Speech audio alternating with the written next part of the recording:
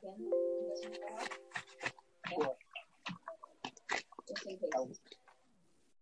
And it should be a quick meeting, guys, so. Good. We're good? Good. We are good. Dylan, if you don't mind just muting everybody, because when we say the Pledge of Allegiance, it gets a little choppy. It does get weird. That was a good idea. Yeah. Let's mute each other. Are you going to mute us all, or we mute ourselves? Can you mute yourselves? Because I have to go down in the line. If I mute everybody, you won't hear from there. Trying to. All right, we'll get started then. I'd like to call this meeting to order. Ridgewood Village Council Public Workshop, June 17, 2020. The time is 7:31 p.m. Adequate notice of this meeting has been provided by a posting on the bulletin board in Village Hall, by mail to the Ridgewood News, the Record, and by submission to all persons entitled to same as provided by law of a schedule, including the date and time of this meeting. Roll call. Deputy Mayor Newton. Here. Councilman Seaton. Here. Councilman Voigt. Did she say here? Here. Can you hear me? Councilman Walsh. Yes. And Mayor Hache. Here. Please join me for the Pledge of Allegiance. I pledge allegiance to the flag of the United States of America and to the republic for which it stands, one nation, under God, indivisible, with liberty and justice for all. Please join us in a moment of silence in honor of the brave men and women serving in our nation's armed forces, first responders, and those still on the front lines of COVID-19.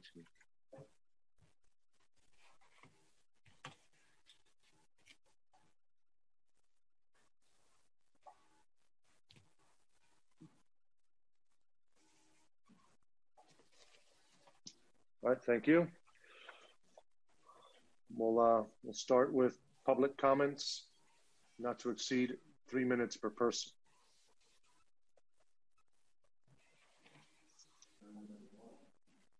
Okay. Please state your name and address. Boyd Loving, 342 South Irving Street. Good evening, everyone. At the last meeting, I believe the manager gave a report that sneeze guards were on order to be installed in Village Hall that would allow for the reopening of Village Hall in the near future. Pointing out that non-essential retail opened 2 days ago, and we are still waiting for Village Hall to open. So I'm hoping that the manager provides some report tonight to the public as to when we might expect to be able to enter Village Hall again.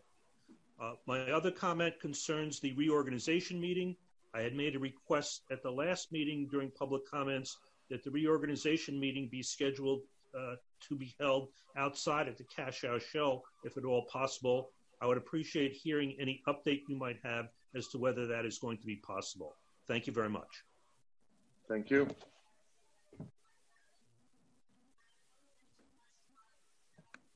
That's it. No one else? Nobody else? No. Nope. Everybody must be downtown. So if we don't have anybody else, we'll close public comments. Heather, if you want to address the two questions that were just posed. As far as the sneeze guards, they've begun to be installed. We still have several to go. I'm probably looking at the beginning of July sometime to open to the public. And as far as holding it at the Cash House Shell, it's really not feasible because you don't know what kind of weather you're going to have. It could be raining. We've had 95-degree days. So unfortunately, I don't think, and also just the logistics of the sound and being able to tape and televise, it's going to be a logistical challenge. So I don't think that's going to be possible this year. But it was a good suggestion. And I stopped into the health department today, and I know those, the sneeze guards were up there, the barriers. So they were just put up today, right? Yep. All right, move on to manager's report. Okay, so Welcome Back to Ridgewood, New Jersey is an event which began on Monday. Now that non-essential retail businesses can be open, both inside and outside, we are doing a big event. And so all retail businesses can place their products on tables outside of their businesses. They do have to obtain a permit from the village to do so. And all food places are permitted to have outdoor dining. And they also have to obtain a permit from the village. The reason for the permit is it includes things such as insurance. They sign a pledge that they're going to adhere to the CDC and DOH guidelines. So there's a whole process to get it, but we are moving it through quickly. I want to thank Paul Bagianos and Joan Grun, who came and assisted our Code Enforcement Officer, Chief Tracy Jeffrey, with going through the applications so that they could then go back to the businesses and the restaurants to let them know what they still needed to complete their application. All of the, except one, all of the retail licensees who have, for liquor licenses, who have applied for an extension of their liquor license permit have been approved, except for one, because they don't have the permission yet from the village. However, that will probably be forthcoming, I would think, tomorrow. So then there'll be 5 liquor licensees who have gotten their extension of their permit. So beginning on this Saturday, we're going to close off several of the streets in the Central Business District, from Walnut up to Broad, along East Ridgewood Avenue, down Oak Street, and down Chestnut and Prospect Streets. So it creates a pedestrian mall, and also Chestnut. I didn't mention Chestnut. And the dining and the retail can then be moved into those streets. Pedestrians will walk on the sidewalks in one direction, the direction that traffic flows this way. There's also arrows on the sidewalks to show which way the pedestrian should be walking, as well as circles to indicate 6-foot distances. So we also strongly encourage the masks to be worn, and if you're going to go inside of any business, you are required to wear a mask. Parking kiosks and meters are now back in effect. As a reminder, the rates are $1 an hour in the parking lots and $1.25 per hour on the street. The kiosk takes credit cards and coins, and most of the meters have been replaced with a kiosk. The few meters that remain are 15-minute meters, and they're at the beginning of each of the side streets off of East Ridgewood Avenue. Park Mobile may also be used at the parking spaces by downloading the app.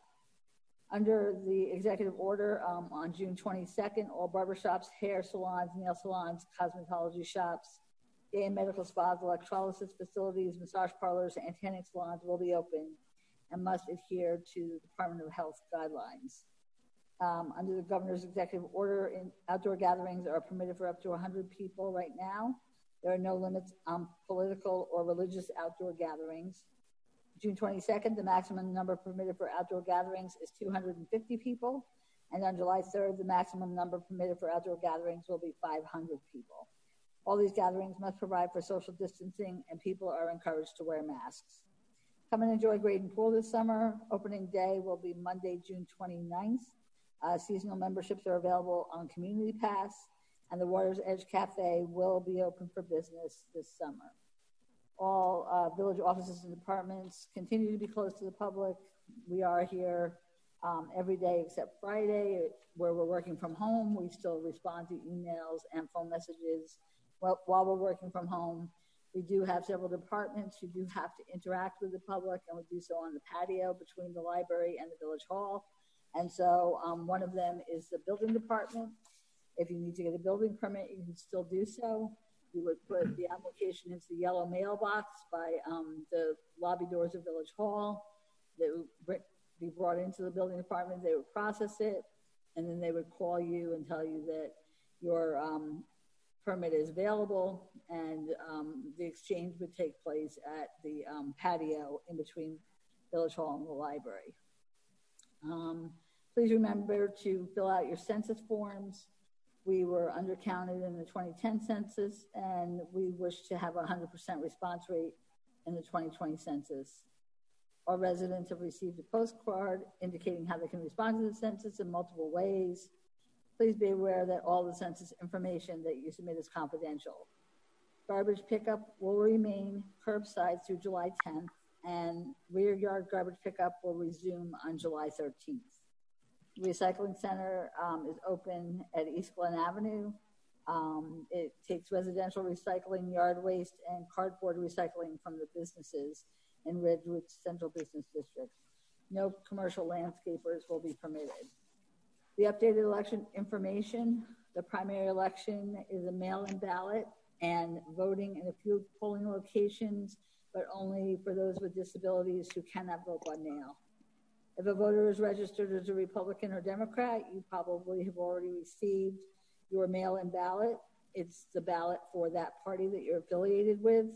If you are not affiliated with a party, you will receive an application for a mail-in ballot, and then you can declare a party. And then they will mail you the appropriate mail-in ballot. There will be ballot boxes placed throughout Bergen County, 5 different locations. Ridgewood will be one of them. And we hope to have the ballot box installed by next week. We're happy to report the Cashel Memorial Shell will open a summer outdoor concert next Tuesday, June 23rd, with a performance of the Moonlighters, which is a big band. Bring a chair or blanket and enjoy a free concert. Musical concerts will be presented every Tuesday and Thursday night through early August at 8:30 p.m. Use of social distancing and wearing masks are encouraged. The annual farmers market at the train station parking lot will be held beginning Sunday, June 28th, and every Sunday going forward. Market hours are 9 a.m. to 3 p.m. Please wear a mask and also social distance. The Ridgewood 4th of July Committee has canceled the parade and fireworks for this year. However, the flag raising will take place in Wellesley Square at 9 a.m. on July 4th, and they're also looking forward to planning an amazing celebration in 2021. Our upcoming village council meetings: July 1st is the reorganization meeting at 12 noon. July 8th is our village council work session at 7:30, and July 15th is our village council public meeting at 8 o'clock. That's all I have. Thank you, Heather. Moving on to council reports. Councilman Seaton. Thank you, Mayor. A few things to report. So Green Ridgewood and the Green team met on Tuesday. Green Ridgewood welcomed Sarab Dani, the school board representative, as the liaison now to Green Ridgewood. So we are excited to welcome him aboard. And we had a really good meeting, as we usually do. So we kind of got up to speed on some of the things we were looking at. One issue is that we're looking into possibly holding virtual seminars or discussions or showing of movies or things like that to kind of adapt to the situation that we're in. So we're figuring out how we'll do that logistically and what kind of topics we might like to address. I'd also like to thank Ridgewood Water employee Rob Carney. He's been helping to put together a environmental resource inventory that members of the committees are going to help to add to. He's really good with mapping and GIS mapping, so he's been a tremendous source of help in putting together this document that usually you have to go out to hire a professional, and it costs several $1,000s. So we're going to see, we've been working on this for a while as committees, so we're going to see if we could, do most of the heavy lifting and, where this leads and how much of an ERI we can put together. And finally, I have updated business vacancy numbers. So over the weekend, I went for another walk with Councilwoman-elect Pam Perrone through the downtown. This is about, I guess, 3 weeks after I had originally gone out. So there were some additional businesses that had closed down, unfortunately, and some businesses were small and together. They might have looked like one, but there were 2 businesses. And, some businesses look closed, but they're not because they're only temporarily closed because of COVID. So we need to take a deeper dive into it and call the number. They intend on coming back when they're allowed to open up, like barbers and salons and the like, on the 22nd. So the revised number is actually 27. And that's kind of where we are right now. So the thought is to maybe go out again in August, let the summer go by, and some of the things that we're going to do downtown for businesses, and see if the number ticks up or stays the same or it ticks down. But we felt that this is a good baseline for right now, and then we'll see what happens with all the things that we're trying to do to assist businesses in these trying times. So that's my report, and I don't have anything else. Thank you. All right, thank you. Moving on to Deputy Mayor.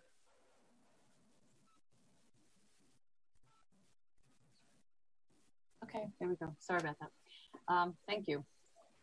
First, just a reminder, Access will be meeting tomorrow, 2:30 via Zoom. Robin Ritter from the Ridgewood Public Library was kind enough to organize. We haven't met in quite some time due to the COVID-19. There hasn't really been much of a reason to meet.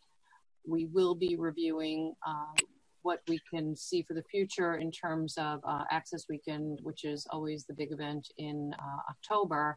And we're not certain how we'll be able to get there, if we'll be able to organize, but we're going to start to do our best. And also just review some of the special needs housing options that are currently in the works over at the old Seal Ponds building, and where that project stands and how that will proceed. Last night, the planning board met. We did have our public hearing on a third round housing element and fair share plan amendment to the master plan. Although it was well publicized, there was no public participation in that public hearing. I believe the likelihood is that so many people were at this point familiar with the process, and we've done so many presentations during village council meetings, and everyone was keenly aware of the settlement agreement we had with Fair Share Housing and that settlement agreement. So I think that that's likely the reason there was zero participation. That will go back to the council to start to look at as ordinances. So it's important that that discussion will continue. We also had on deck a discussion for an ordinance to amend Chapter 190 of the Code of Village of Ridgewood to allow handicap accessible ramps on 1 and 2 family houses to be reviewed by the Site Plan Exemption Committee, SPEC Committee.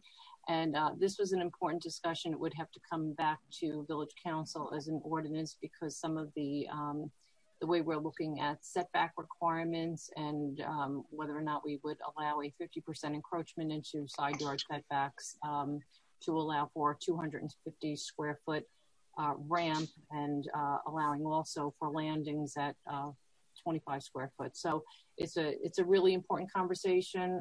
We don't get requests, fortunately, for many, but when folks find themselves in need of an accessible ADA compliant ramp, it's important that this becomes as seamless a process as possible to expedite that opportunity so people can actually get in and out of their homes. And finally, last night, we did farewell to Joel Torrielli. It was his last meeting on the planning board, which is interesting. Joel had spent his past 10 years on municipal land use boards serving the village of Ridgewood. Joel and I served actually with Councilman Voigt on the Board of Adjustment. Joel served as chairman, I served as vice chairman, and so we go way back on that. And then moving to the planning board, he came on board actually when I went on board 2 years later.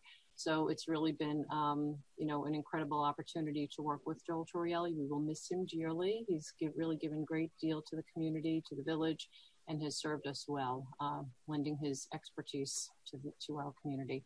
And it was also actually Mayor Hachet's last planning board meeting. So but we did not bid farewell to Mayor Hachet, because I think we kind of missed that, because there was a lot of comments to Joel, and Ramon and his graciousness chose not to steal that thunder. So farewell to you from the planning board as well.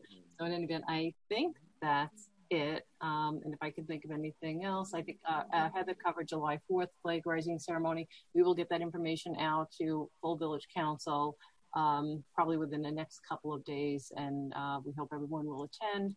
It's a very scaled back, obviously, event for July 4th. But the flag raising is always important, and it's always a beautiful ceremony. So we invite everyone to come on down and participate. And that's it. Thank you. Thank you. Councilman Walsh? Hi, I have nothing to report. I was having some connection issues at the beginning, but I think we're okay now. So nothing to report, though. All right, thank you. Councilman Boyd? Thank you, Mayor. Community Center Advisory Board, met last week. There was some reorganization. I think a resolution was forwarded to, I think, you, Mayor, and also to Heather, and I think that's probably going to be put up hopefully the beginning of the new year. And there's a number of people who have been assigned, and they're looking for obviously support for that. I also wanted to thank Joel Torrielli for his contributions over the years. I worked with him on as Deputy Mayor had mentioned, I'd worked with him on the zoning board and also the planning board. Joel was the epitome of what a good volunteer really is to the town, was always prepared for meetings, was always engaged, was respectful of everybody on the committees he was on, as well as the residents who participated in many of the meetings, and I think he will be dearly missed. So just wanted to bid him a nice farewell. That's it. Thank you very much. I will add to the sentiments regarding Joel. You know, it's remarkable that someone would give 10 years of volunteer service to the community, and these are very important boards to serve on. They take a lot of work. We're very fortunate to have someone with Joel's background as well, his professionalism, and as you mentioned, Councilman Boyd, always being prepared. And I appreciate all the input and all the knowledge that he brought to the boards. And I wish him the best of luck in his future endeavors. I'm not sure what he's going to do with all this free time that he's going to have now, but I wish him lots of luck. I know that the village manager mentioned the census. 10 years ago, we were undercounted by over 30%. Happy to report, although we're not there yet, we're somewhere close to 84, 85% at the moment. So we're doing much better than 2010, but still we're about 15 percentage points from our goal here of being 100% counted. So we'll continue to work on that. And just again, urging everyone to complete the survey when they have a chance. Just wanted to say I have asked the Bergen County to bring in the community mobile COVID-19 testing unit. They're coming to Ridgewood. We are partnering with Glen Rock, so Glen Rock will also have access to it. It will be on Monday, June 22nd. Residents can arrive anywhere between 10 a.m. and 2:15 p.m. The line does close at around 2:15, 2:20. And hard stop at 2:30. So I would advise residents to get there. You can actually get there a little bit early if you like. From 9 to 10, it will be first responders only. But of course, if there aren't that many first responders being tested, we could move to test residents earlier than 10 a.m. But just also a reminder that all mobile testing sites are weather permitting. So in case of inclement weather, please visit www.co.bergen.nj.us for details. And that's all I have. Okay. So our first discussion item under Ridgewood Water is the award of contract for maintenance of generators. This is for various backup generators under the Sourcewell cooperative pricing system for the period of August 1st through July 31st of 2021, August 1st of 2020. It includes inspections and preventive maintenance. Ridgewood Water anticipates that they will exceed $17,500 for this item. The award would be to Cummins, Inc. of Kearney, New Jersey, in an amount not to exceed $23,982.50. Any comments or questions? The next item under Ridgewood Water is concerning an interconnection with the Passaic Valley Water Commission. And in order to do so, we need to install water mains in Fair Lawn, New Jersey, that will transport the water from Passaic Valley Water Commission to Glen Rock. An easement with the Borough of Fair Lawn is required for this water main due to the fact that a small portion of the water main will need to cross onto Fair Lawn property. So authorization of the easement agreement is required, which allows execution of the agreement by the mayor and village manager. And then a resolution is needed to record the easement at the Bergen County Clerk's office. The next item is awarding a professional services contract for architecture and engineering for Elks Club renovation. In October of last year, Mr. Calby solicited 3 qualified architecture firms to perform architecture and engineering design for the preparation of the construction documents to renovate the Elks Club. The renovation option was selected by the Village Council at their meeting of September 4th. In December, 2 proposals were received. One was from RSC Architects at $174,000, and the other was Perrette Somjen Architects at $198,940. The 2 submitting firms were interviewed by Mr. Calby, myself, the village engineer, the water department engineer, the water department business manager. Basically, what we felt is that the low quote by RSC Architects, that firm was better equipped and was most prepared and qualified to do the job. So Mr. Calvin would like to proceed with the AE work so that we can prepare construction documents and move forward with the project. Mr. Calvin went back and reviewed the original quote from RSC and asked that they include an allowance for structural engineering and any unforeseen issues found during the design. Also to modify the scope, and we discussed this during the capital budget, to include the coordination and design of a shared generator with the library, and also to explore parking options along Maple Avenue and in the rear of the property. So their revised number is $205,000, I believe. Mr. Kelby will confirm at the end.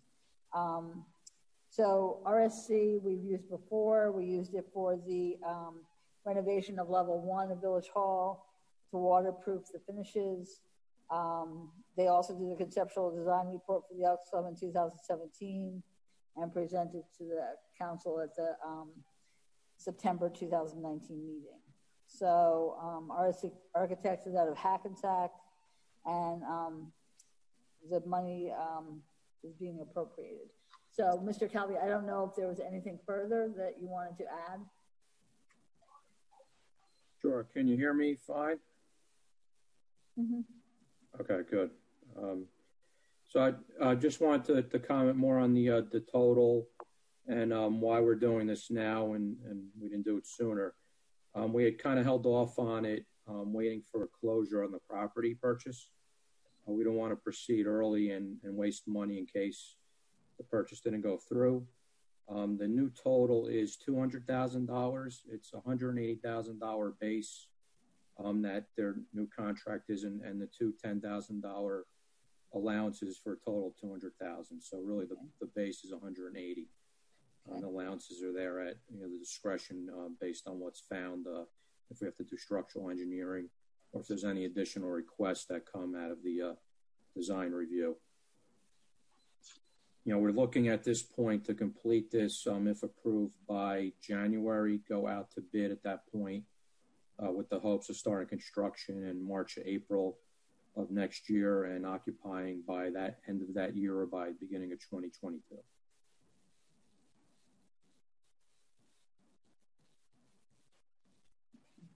Any comments or questions? Is this in addition to the purchase price plus the renovation? So this is tacked on top of this, or is this part of the 1.9 million? No, this is an addition, but it was funded in the purchase ordinance from 2 years ago. So it's not coming out of the recent ordinance. So, and then RSC, they did our footprint study too, correct? Yes. Okay. Rich, what's the plan with the space you're going to vacate? What's going on with that, or is that Heather? That is. No, that hasn't been decided yet. You know, the footprint study was a very long time ago. Our needs may have changed since then. So we're probably going to look at it again to see what we can do with that space. But at this point, there are no plans. And I'll just add, just as a reminder, that the footprint study was actually quite a hefty tab for the village taxpayers, and this actually resolved a very big issue and appropriately addressed the needs of the water utility and facilitates the needs of the village. So I think that's a really important piece to this. That's why I asked about the footprint study, actually. Thanks. Any other comments or questions? Okay. The next item is under budget. It's for the Parks Department. It's a John Deere utility tractor and equipment. It's under the Bergen County cooperative pricing contract. It's not to exceed $23,312.34.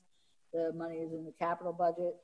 The award would be to Power Place Inc. of Rockaway, New Jersey, who is the cooperative purchasing entity.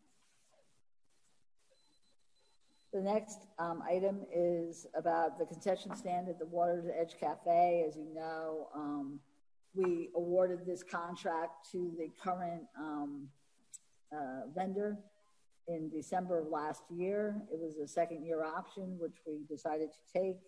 It was for $9,000, I believe, $500. He came back to us because he wasn't sure whether or not the grading pool was going to open. He wasn't sure what the regulations would be, and he asked to be let out of his contract. The village CFO and I, along with Nancy Bigos, all agreed that that was the fair thing to do, being that none of us knew what was going to happen. But then once the decision was made to open Graydon Pool, and we knew that we would have the guidelines from the governor, the village went back to our original vendor and asked him to provide a revised quote, how much he would pay the village to run the concession. And through negotiations with the vendor, the agreed upon amount is $4,500 for the season. So it's our same vendor, which I know many of our customers or patrons who go there do enjoy. And I know he has certainly accommodated some requests that they've put in over the years. And so we're very happy to have him come back for another season at Graydon, and it will provide food for those who wish to buy food, this summer season. The next item is fees for outdoor cafe permits. Mayor Hache had asked for this item on the agenda. Yeah, thank you, Heather. If you recall, we set these fees in 2019. Fast forward to now, and we have had no discussion about the fees. But as the restaurants have been doing their diligence and setting up their outdoor licenses, the issue has come up, and there was some concerns voiced by some of the restaurants and some residents who also had seen the fees being posted, and I just wanted to bring just to discussion for the council now, because again we haven't had a discussion about this. It's one of those things where we decided it many months ago. I just want to know if there would be any reconsideration of those fees in light of the hardship of the last 3 months for the businesses as they reopen.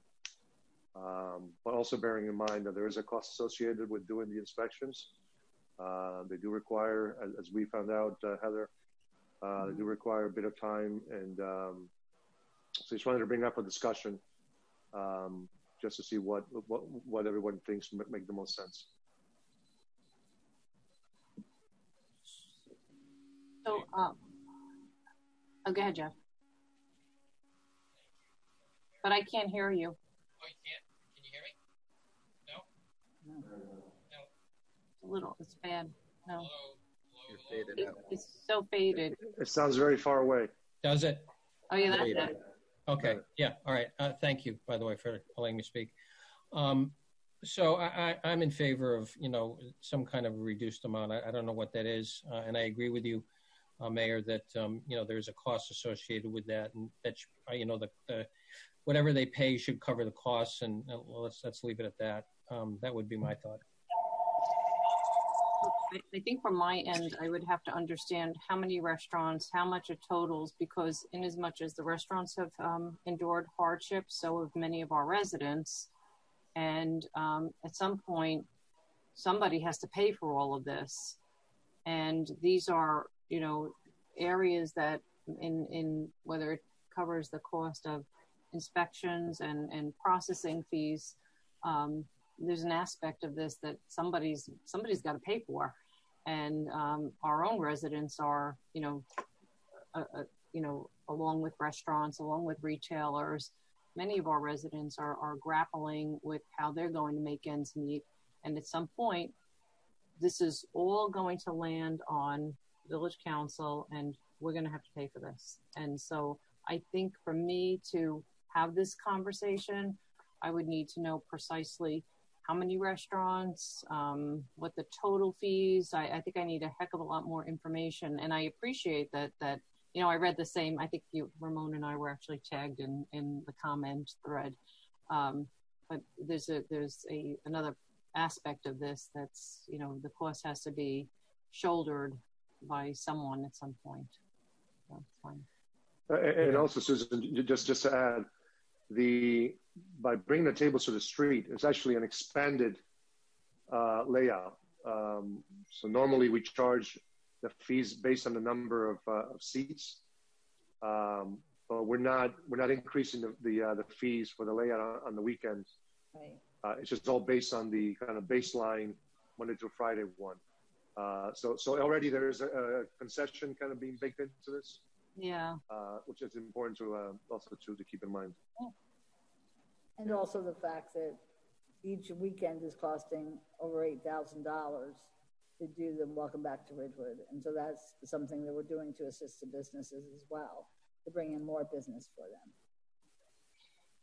And we've also suspended parking too. So it was, we've done that, and we've instituted curbside pickup. So it's not like, we haven't done anything, and these are all great things to help. But of course, our budget's going to take a hit too at the end of the year, and the parking utility budget. And these are all really nice things, and they're not all that expensive by themselves, but all together they start to add up, and, a little bit. And all of a sudden you're talking about some real money, and we might be looking at some, a budget hole and during budget season that's going to be tough to fill, because it's a hardship that restaurants, businesses, people, municipalities, everybody's enduring this right now. And as the deputy mayor says, somebody's got to pay. Yeah. So I'll just make the comment that all these property owners have been paying their real estate taxes. So they've been paying all along. Unfortunately, they haven't been able to open.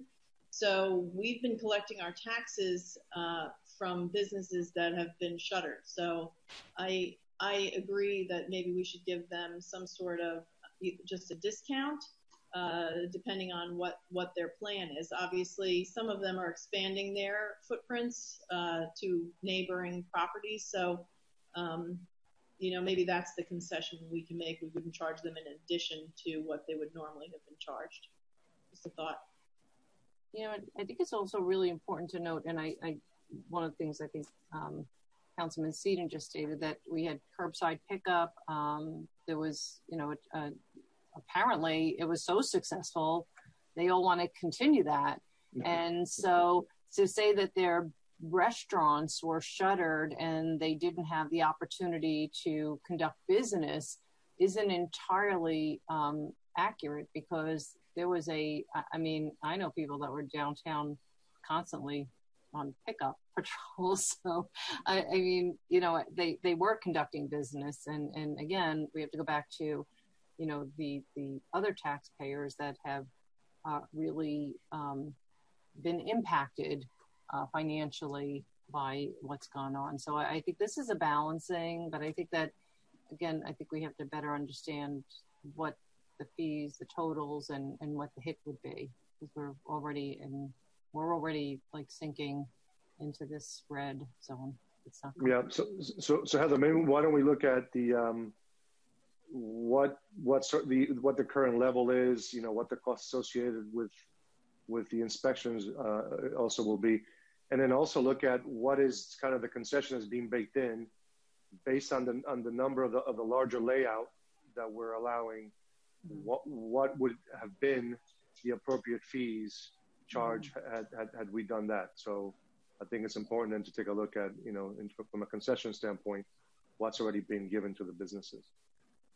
And just to add one more point to that, I think after we go through the first weekend of, the pedestrian mall, which I found out in an article that it's not really right to call it a pedestrian mall because that has bad connotations. I don't know why. But I think it's important for us to really examine the cost and whether or not that $8,000 is the realistic number, because it could be maybe that number, it could be maybe a little bit less. It actually, in fact, could be significantly higher. So until we get through this first round, I think we have to understand, we're kind of at a loss. So some of it's speculative. Okay. I mean, we can look at it. Obviously, everyone who's out in an outdoor cafe now have paid the fees. Yeah. So we'd have to refund fees in order to, give them a break. But I can, try to put together these numbers with Mr. Rooney and we'll see what we can provide in July. Let's just say that we had a conversation recently about grading. And the grading, I guess a caller in the last meeting said, you all should be doing something for families and discounting this or letting us all come for free. And I think that it's really important to understand that, we have to look at things in an equitable approach. And again, it goes back to, that point of who's hurting. So just wanted to add that. So the next item is awarding contract under state contract. This is the IP-based phone system. Mr. Rooney did a summary for you to read. Mr. Hanson provided pictures of what the phones look like and what the headset and Bluetooth headset looks like. And I think I'll turn it over to both of them to just kind of summarize for you. And Mr. Hanson may also give you some things that were in the Mitel system that perhaps were not included in the Xtel or NEC system. And so we'll go from there.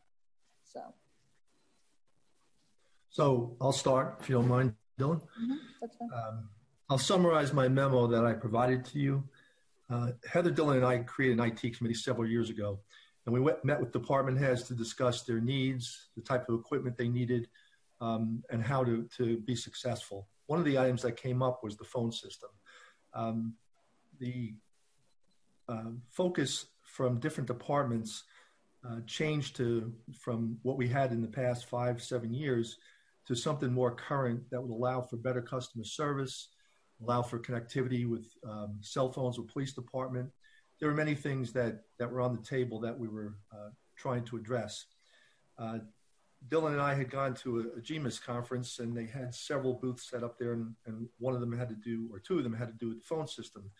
One was state-of-the-art Cisco, which did everything but drive your car.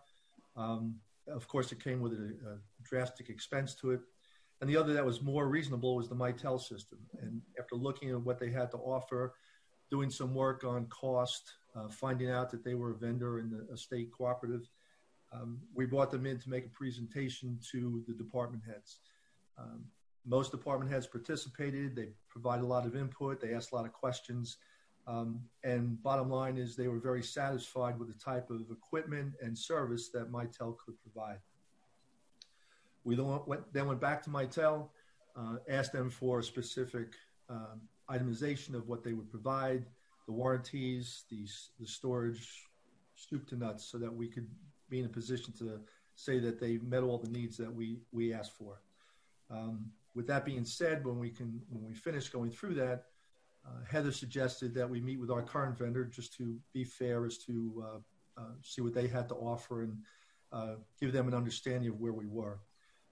We did meet with Extel. We talked through the process. I'm going to let Dylan go through the technical issues, but bottom line, they did not provide us with information that showed they could provide the same equipment that we were looking for with the same redundancies. With that being said, we then moved forward to award a contract to them under the state co-op. By the way, the state co-op we've awarded many contracts to them, such as Secure Watch, Granger. We use them quite often.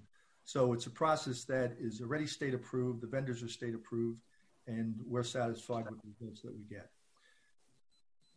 After it was understood that we were going through this process, a letter of protest was filed by Extel. They claimed that we did not award, or we're not considering awarding to the lowest, most responsible bidder. We did not bid this. We did this under co-op, so there is no bidding process that we had to go through. Our QPA and our village attorney both agreed that we were in compliance with the law, so we can move forward and award the contract as a co-op. Dylan, I'll kick it to you for any of the technical issues that we discussed. All right. Well, one of the questions last week was the difference in pricing between the two systems, the $30,000 difference. So I went back to Mitel to find out about the comparison to the NEC system, and they said the biggest part of that $30,000 was user licenses. The phone system that they presented or proposed had a higher end user license for the end user. So what the user license allowed was, for our current situations, just as the pandemic we're in, their phones we can actually take home, plug into the network at our house, and our extension would ring remotely. One of my ideas with that was, with this system, I could then issue the council members phones, and they could have more of a virtual presence within the village itself. They would have an extension, voicemail, and everything, and they'd be more integrated into the village. So I thought that was a huge benefit. The system also integrates with Microsoft Exchange, which is our email system. So your contact list would automatically link to your phone as well for dialing. There's a bunch of features. So I did ask Mitel if they took those features off and brought down some of the features down to what the NEC or the Extel proposal was. If they just removed that alone, they'd be around $208,000. The other thing that they had on their system that the NEC system didn't have was redundancy, which redundancy for an IT person is like a great word. They offer 2 gateways and 2 controllers. So what enable us to do is, if one controller went bad, the other controller would take over, they would get alerted, and the warranty would then replace that controller. And same thing with the gateway. The gateway controls the phone lines, the controllers control the phones. I was planning on, with the new Elks Club renovation, to put 1 controller and 1 gateway there, so we'd have redundancy between the 2 buildings. So if something happened to this building, we have an alternative connection, less likely to lose connectivity. Over the 15 years, we did, with our current system, lose a motherboard at night, and we also had to replace a phone system at the fire department and a phone system at the stable throughout the years. I believe the stable. So this system would be more easier to manage, as far as the control would be here physically at Village Hall and the new Water Department building. And then we'd have redundancy, and we'd have a more uptime, or less likely of a downtime situation. So if I took the redundancy off as well, then we'd be below the 200,000 marker. So I would recommend the redundancy, and I would definitely, with the pandemic going on, if there is a second wave or something else happens in the future, we'd be more ready for a telecommunication work environment for our employees. Because right now we are asking them to use their personal cell phones or so on and so forth from working from home. So that was my reasoning on it.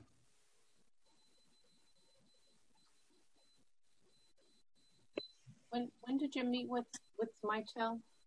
We met with Mitel in September. I also did before that in July or August. I met with Avaya, but their equipment it hasn't changed over the years drastically. So I wasn't too impressed with what their offerings were. So I never got a quote from them. But at the GEMA shows at NJLM, the biggest show up of equipment is Mitel, Avaya, and Cisco. Does somebody else have questions first? Yeah. Hey, John, you talked about redundant. Oh. Can you hear me? Yeah. Yeah. Okay. I'm sorry, Bernie. You talked about redundancy, and you mentioned it was 208,000 and brought it below 200,000 if you took the redundancy off. So Yes. I'm assuming that's about $10,000 for the redundancy. Between the licensing, well, there's licensing on the controllers and the gateway, and then there's also the warranty. All the equipment's covered for 5-year warranty on the Mitel quote. So if you take all that off, then yeah, it brings the total down to just below 200. Okay, and Xtel doesn't have redundancy, I assume, right? They didn't propose it. Okay, and their warranty was what? 5 years. 5 years for the Xtel. No, for the Mitel and Xtel. That was Okay. one of the requests, was a good warranty on any of these phone systems. Okay, great. Okay, thank you. Sorry, Bernie. That's okay. So Dylan, I have a quick question for you. So with Mitel, so they rolled in additional features, and you have, since we've started this conversation, had a conversation with them to take items off. Is that what you were just saying? No, I asked them what the difference between the two quotes were, because that was one of your concerns last week, was what's this $30,000 difference? So I went back to Mitel and asked them what was the difference between the two quotes. So we were able to decipher what was quoted on Xtel versus them. And they told me, well, they don't include these features and they don't have the redundancy. So then I asked them, what if you take that stuff off? And they said they recommend to keep the redundancy. But they said if we downgraded the user licenses, it would bring it down to about 208. So did you call NEC back to see if they added the redundancy, what the cost would be? No. Okay. And so there were a couple of comments about the Microsoft Exchange. So that really is just an add-on that we've never had. Was that part of the bid process or part of the application process? Because I know last week you said that they left stuff out of their bid to us. There was no bid process. There was no spec. Well, what they proposed, you said they left stuff out at our last meeting. What was left out? No, I didn't mean as they left it out from a spec sheet. What I did was Xtel already knew what we had. So they were making recommendations. And my only requirement was an IP-based system located here at Village Hall. So if we have another safety incident. Wait, can I just ask somebody to fix a microphone, because everything's like an echo chamber for me right now. I don't know if anyone else is getting an echo. Okay, can somebody just correct that, please? Is it me? Okay, I think I got it. All right. So the Xtel just recently did a full audit on our lines, so they knew what our line count was. They already knew the features for the water department. They knew the police department features, the fire department features. So they knew the things that we needed or were required for it. I never made a requirement sheet up or anything because I wasn't so sure what was available with IP-based systems. With the PBX systems, the old analog digital systems, I knew a lot more about. The IP is not fairly new, but there's stuff that's just coming out every month. That's something, a new feature, a new way of doing things. And a lot of it's cloud-based and so on and so forth. But my concern was if we had another incident or another episode or another natural disaster or anything that would bring down our communications, that we wouldn't be able to communicate office to office. So that's why we wanted a system that was housed here. I only asked of the two companies the phone count, the location of the equipment, and the warranty. And then they came back with proposals of what they recommended for the system. Mitel did request from us to meet with the department directors because they've never been to the village hall. They didn't know what our requirements were, so they were able to talk with the directors. So that's why that's. Okay. Sorry. But so if they're taking off those two elements now, then are they within line with this other system? Because they added two elements to their proposal. So now if they're coming off and they're similar, what is the benefit? You know, Bob had mentioned customer service. Have we had a problem with customer service in the past? Because I don't believe we've ever heard of customer service issues. Bernadette, we're talking in the customer service area. We were talking specifically about the water department. They had concerns about how they were going to develop and move forward with two individuals. We were having issues with two individuals trying to maintain the workload of calls and things of that nature. Mitel was providing a service and a features that would make that much simpler. It was transfers of calls. It was the ability to back up other users, backing up the front desk. So there were a lot of features that Rich Calby was there as well, and so Dan Timney thought it was fantastic, that it would really enhance the operations of the water department. That was the customer service piece. Oh, so it wasn't that they weren't providing good customer service. It was that the water department believes the system will give a better customer service option for the water department? Yes, yeah, a lot more enhance features. the service that they provide right now. Okay. And then, so Dylan, you haven't talked to Mitel about taking these off? No, I did talk to Mitel about taking off the user client licenses for the phones. That if we took these client license things and brought them down a level, then it wouldn't allow us to take the phones out of the village hall and plug them into a network outside the village hall. Okay.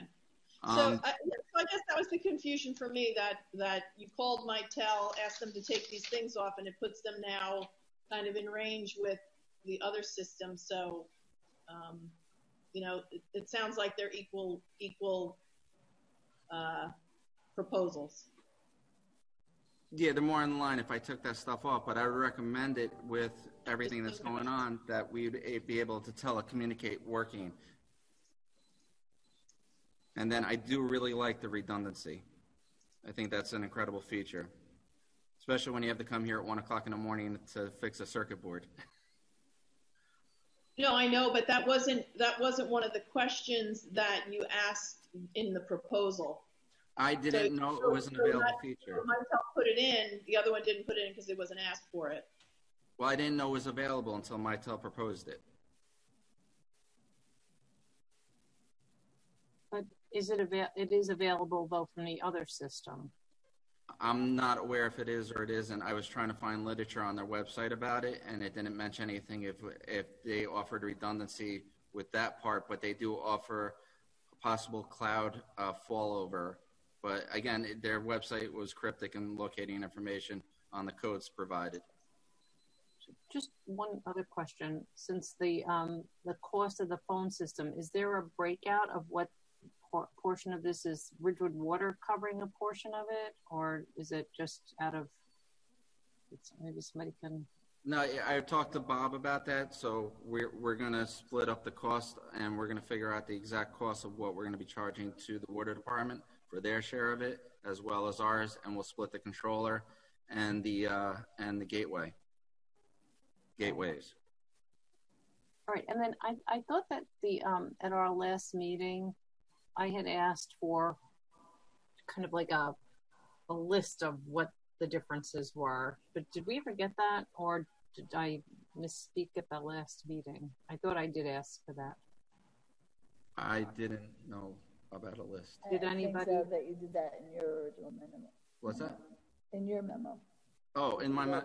Oh, I didn't. You could look at there and do the comparison. I do have a short list of a comparison, like phones to phones, but there's certain things that are not comparable, like it was hard to decipher on the one spreadsheet what the component I would compare to the other spreadsheet or to the proposal. Because on one proposal, I just received codes of the parts and everything. And like on one of the proposals, they offered a firewall to allow them remote access that had an end of sale of November 2019. So there was parts on there that I'd have to question and see if there was a replacement or upgrade or something better in that sense. So then just one more time. So I just want to restate that client license, that higher end client license. What was the difference between those two again? The client license that Mitel is offering would allow us to physically take a phone deck out of Village Hall. I could assign you a phone deck for your home office. You could plug it in, have an extension from Village Hall, have voicemail and everything, be able to dial Heather directly via an extension right from your phone, anywhere around.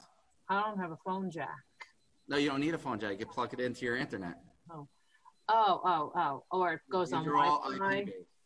So, and I'm just kind of curious, and that's why I asked, when did this conversation take place? When did you do all this? And you said September of 2019, and that was, 5 months prior or 4 months prior, 5 months prior to COVID-19. So how did the discussion come about relative to folks having to take phones home and working in this different alternative environment when it seems it didn't happen that yet? Conversation seems to predate something that none of us could have ever anticipated. The one feature of the Mitel, which this is just a plus benefit that they offered the phone that could be applied to now, but when they offered in their first proposal, I was more interested in the linking up of the Exchange server to the phones, the logging into the phones, the Bluetooth capabilities of the Bluetooth built into the phones, so you can link your cell phone up to the phone as well. Because the cell phone quality in Village Hall is spotty. There's places in Village Hall that you can't get cell signal. So a lot of people leave their phones over by the windows to get cell signal. So I can now leave my phone by the window, get cell signal, and it will ring on my deck. So I can link my phone up to the deck. So that's part of the license. I originally proposed this license back then, not knowing about COVID at the time. I wasn't even thinking of working remotely or anything in that sense. But right now, it is a huge benefit if we had a system that was capable of doing that. Susan, one other point is when the departments met with Mitel, the police department had the biggest concern about this connectivity with cell phones, because they can have an officer in the car who's on the radio. Then when he gets back to Village Hall, he can't continue. He has to reinstate that conversation. Whereas this would be a seamless transition on one set of phones. He could either take the phone jack and dial the number in, be able to move into Village Hall, pick up the conversation, or vice versa. So that issue was pre-COVID, but it was a police department scenario that they thought that it was fantastic that they had the opportunity to do that. And the police department was also impressed with the range of the Bluetooth. A lot of times the night guy might be doing filing back around the corner.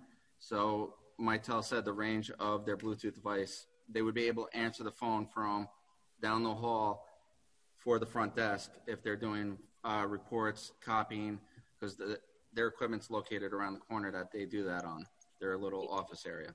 Even with obstructions, even through walls and... They said you get a really good range out of it. We tested it out. They brought in a demo part, and I think one of them went outside into the hall area and actually had a really good range. Okay. Bob, I'm actually going to ask you to just do one more thing for me. Just explain that police department thing one more time. Okay, so if an officer's in at his desk and he gets a call. Okay. And let's say he's on a call with whoever. On the desk. On the desk. So he's on the village desk phone. That's correct. Okay. He gets a call. He has to leave the building. He can move that call to his cell phone. It's an app. Maintain the call, get in his car, and continue the conversation with whomever. So he's got connectivity there. Same thing coming back into the building. One of the issues that the police department consistently complains about is not being able to have cell phone connectivity when they're in the building. And this gives them a great range of use, and it allows for seamless transition. So that was the feature. The other one, if I'm not mistaken, Dylan, was Jackie talking about the use of hands-free, because a lot of times they're doing reports and things of that nature, and they're on the phone with somebody, and they don't have the ability to necessarily, some of them don't have speaker phones. So they can have a headset and they can maintain a conversation while they're doing a report or they're taking information. But you know, Jackie can speak that better than me. She was elated when she saw that was an option. That was the Bluetooth headset that's part of the phone in the picture that was provided to you guys? Yeah. So, and then, but of course, you know, all this technology is wonderful, but for some of us, I don't know if anybody wants to raise their hand, those folks that sometimes forget to charge their Bluetooth, or they misplace their Bluetooth, or, you know, these are things that, you know, I mean, I'm just, you know, it's an actual full-size Bluetooth headset, and the band actually goes over your head. Yeah, no, I saw the picture. So to forget to take it off and put it right back in the deck, mm-hmm. I mean, I don't see that being an issue, but. And that feature was also available from the other. The other one was an external piece.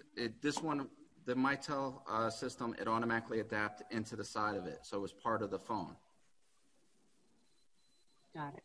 The other one is an external piece, so it's just another thing to plug in, another thing to charge, another wire, 2 wires to run for it. And then also the Mitel phone, the one that I sent to you, is touchscreen. The other one's not. The other one has a 7-inch screen. The other one has a 3.5-inch screen. So you can see the information a lot easier. So you see calls coming in easier. You'll see a lot of things easier with the bigger screen. That's the deck with the 7-inch touch. Yeah. And the headset.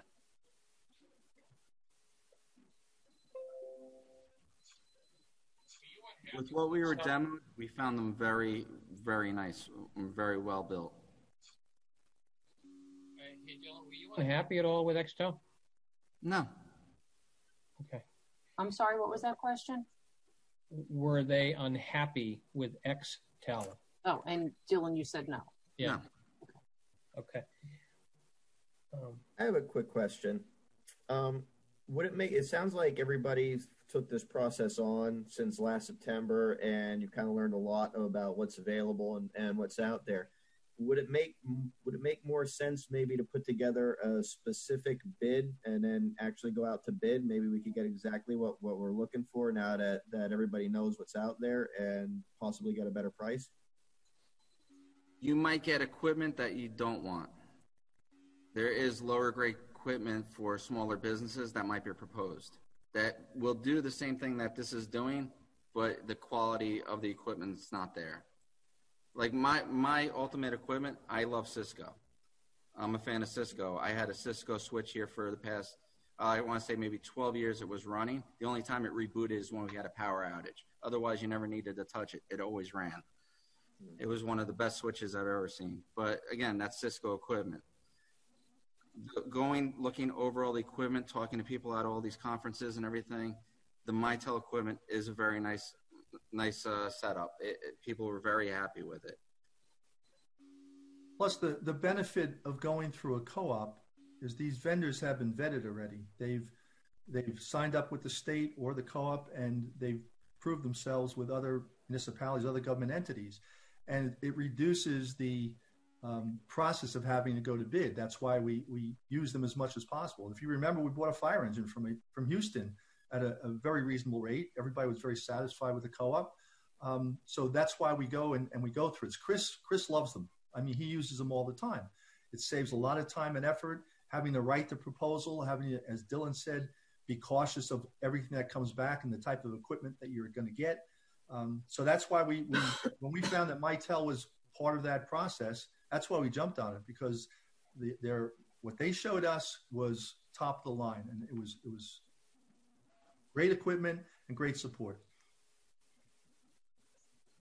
So I'll just add though, I think the challenge for myself and maybe for other council members as well is that we got a one pager and didn't really have the full understanding of all the stuff we're discussing now. So, you know, for ease of use for us, maybe as Councilman Seaton was mentioning, maybe the bidding process saves time in the long run. And certainly in a bid, you can ask for whatever you want in it. So, because what I was hearing back and forth was that, you know, it wasn't asked for, they didn't supply it. I've done hundreds of RFPs where, you know, they've given us instruction and, you know, we may put in exactly what they asked for or add extra stuff, but so I don't even know what the others bid. We were just talking about these two right now. But if they didn't understand, Nobody else there was no anything. bid. This was not a bid. I know, but they're proposing. So like I was saying, for us as council members, we had a one pager to make the decision. If we had had this discussion 2 weeks ago, it would have maybe gone a little different, or it would have been easier for us to understand the nuances between the proposals. And that's what I think Councilman Seaton was mentioning, that maybe the bid process is the more thorough way for us to make decisions. I clearly understand your concern. I just want to point something out. If this is a process that you want to utilize going forward, then we won't be doing the co-ops. We'll have to present to you many options under the different co-ops so you can make decisions, right? The way we do it right now is you accept the professional's opinion as to what to put in place as far as the co-op goes. You don't ask for 4 or 5 other vendors that are under that same co-op, correct? Can I just ask a different question? I'm sorry, I hear what you're saying, Bob, but just a different question. So the Mitel system, that's the brand Mitel, correct? Mitel is the brand. Yes. And NEC is a brand. Right. Yes. And my understanding, and just correct me if I'm wrong, is that the co-op system, that there was only one member in the cooperative that actually had that Mitel system specifically available, and therefore the other vendors couldn't provide a bid on the Mitel system because they weren't authorized to have that in the co-op. Is that how? Okay, Heather's shaking her head, so I understand it. So now if we were to take the Mitel system and take all of those features and put them out to bid, we might actually wind up saving significantly more, because the folks that are in the cooperative might have their availability of they're obligated to only provide the NEC system to those who are interested in NEC system. And so you're actually limited to who offers you that Mitel system. Is that kind of a fair assessment? No. I can't hear you, Heather. Gotta fix that. So sorry. You're all scratchy, like gargly. Hold on. Hold on one sec. Hold on one sec. Mute yours.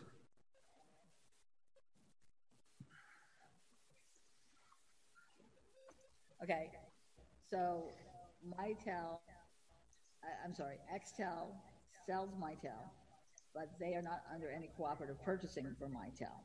Right. So that's why they proposed NEC, because they are under cooperative for NEC. It's still cooperative purchasing, though. It's state contract, but it's still cooperative purchasing. So that's why we didn't get a Mitel bid from Xtel. Right. I understand what you're saying, but what Bob is saying, and I would agree, is that if you have all these cooperative purchasing that we do all the time, and you're going to question whether it was worth doing that or going out to bid, we're going to be spending a lot of time writing bids, and there's one person basically in the village who does it and does it right. I don't know that person has enough time to write bids for every time we go out to purchase a product that's under a cooperative purchasing. Yeah. So I don't think any of us are suggesting that we abandon the cooperative, because obviously the fire truck worked out quite nicely. But what I'm suggesting, yeah, I mean, the fire truck did. It was a good deal.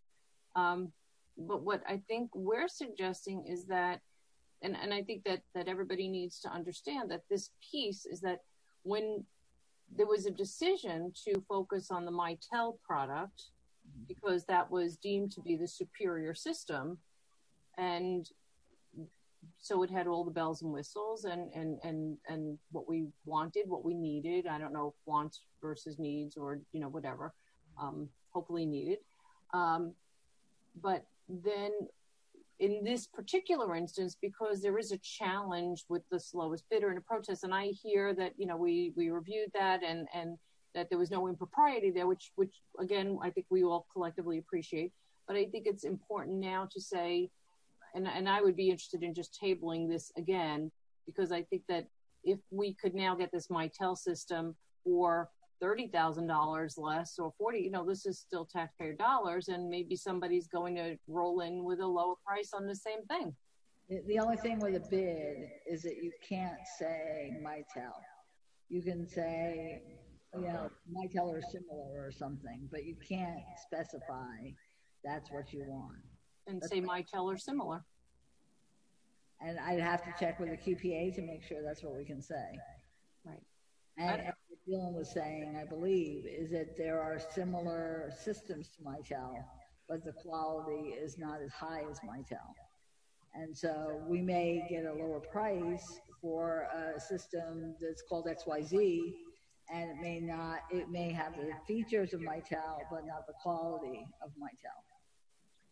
But I guess my point is that, I guess maybe from my perspective, that this might be an exercise worth going through just to understand, not because we want people to spend busy time writing RFPs or bids, but because, we would better understand whether or not is this cooperative actually saving us money? Is it really saving us money? Are we going to do this with every single cooperative that we do? Because no, I'm not. At this point, 80% of our purchases are made through cooperative purchasing, state contract, county contract.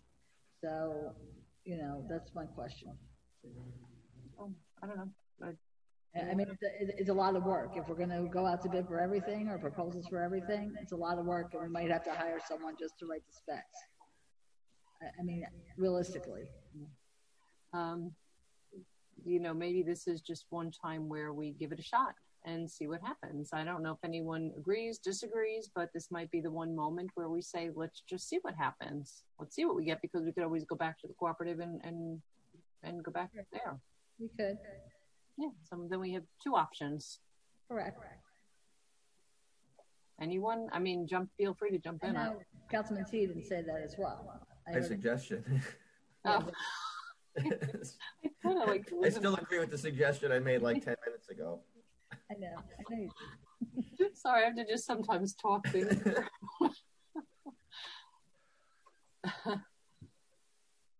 So, Councilman Messina, are you sticking to your suggestion? Yeah, I think so.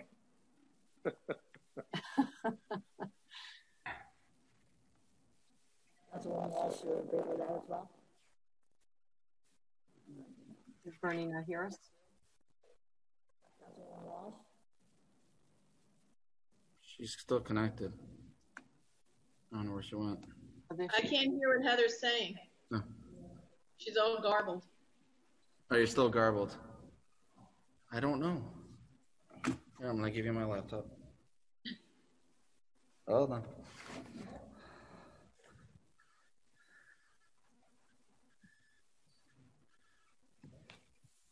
Can I just rephrase the question while we're waiting? I think I'll rephrase the question. The question was, are you interested in pursuing this as a bid, an RFP, and to see how, if there's, a difference if we get more bids on the Mitel system, or what happens? And then, because then we always have those two options. So would you be interested in taking this like a little? Yeah. Yes. Short answer. Yeah.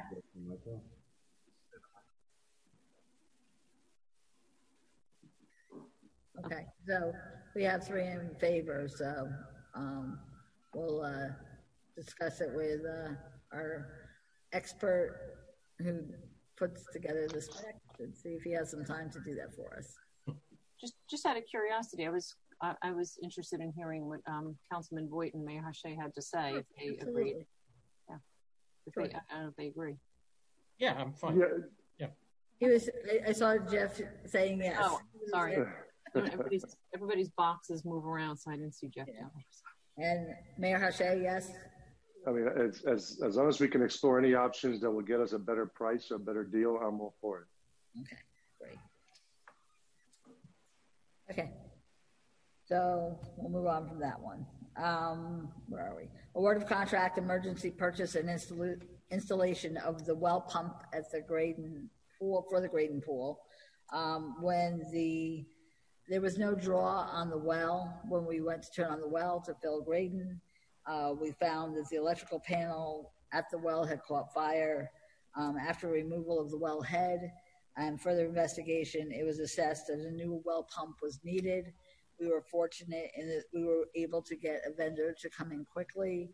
It was an emergency situation, obviously, because we're under the gun, open Graydon pool because the season is now.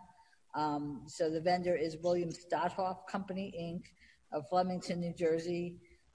He replaced the well pump, not to exceed $33,106.60. Certainly something we didn't anticipate when we turned on the well. Otherwise, we would have repaired it, before. It was something that was unknown to us.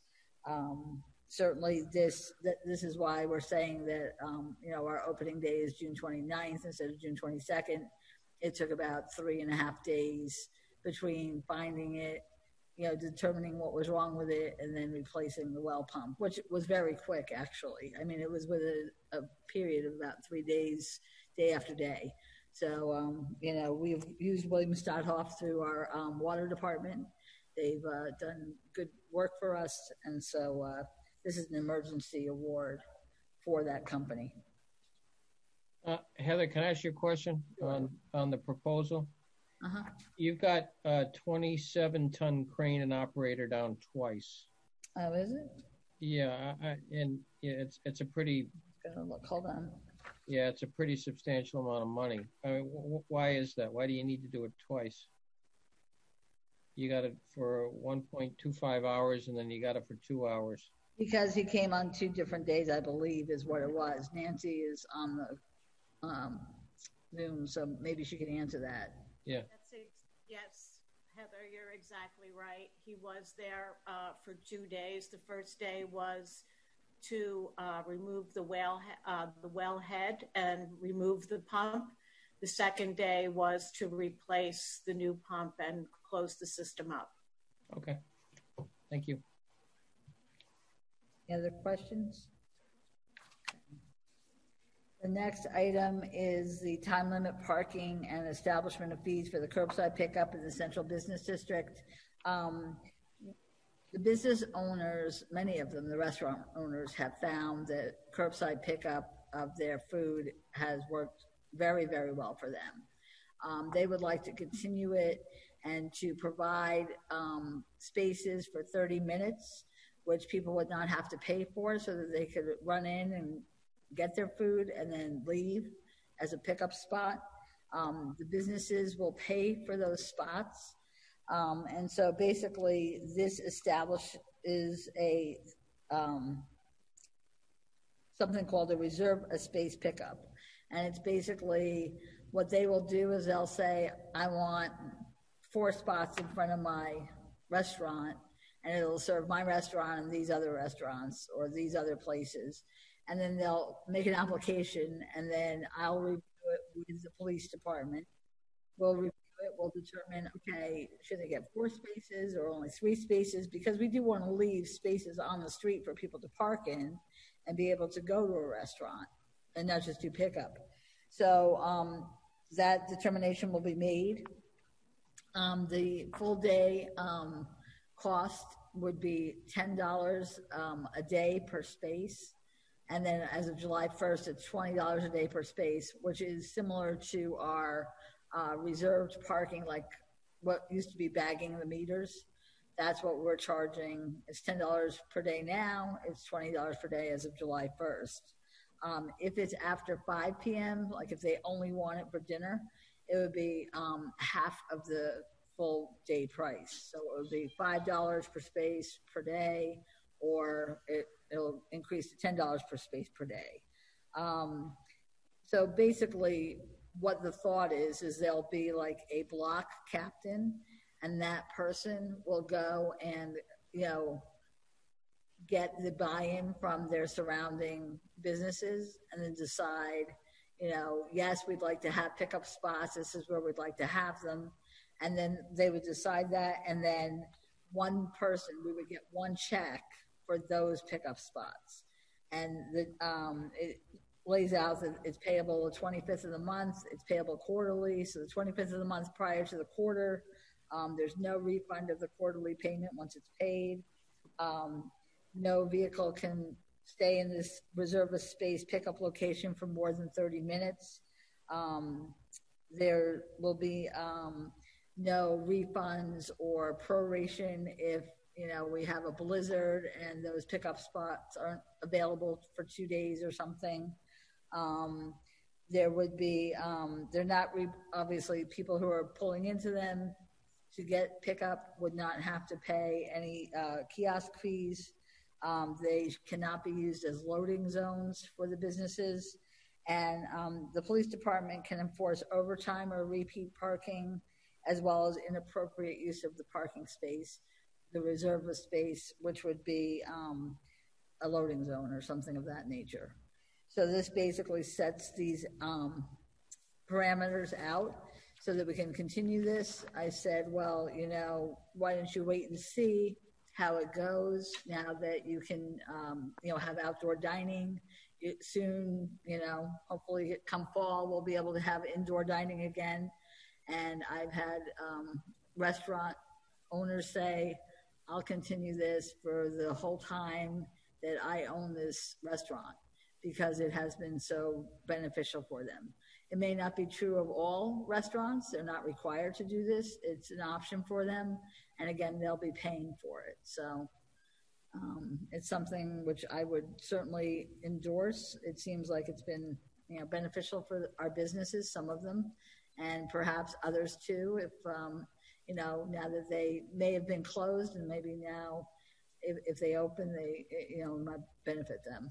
It also may benefit someone like the UPS store. It might, benefit someone like Haagen-Dazs where you run in and run out, So it's, not just for a restaurant necessarily. It could be for a business as well. Councilman Sita, I recall you had mentioned something similar to this. Is this what the plan that you had talked about? It's very similar. It sounds like I know we had discussed it at some point in time. Yeah. It was kind of based on what was going on now with curbside pickup.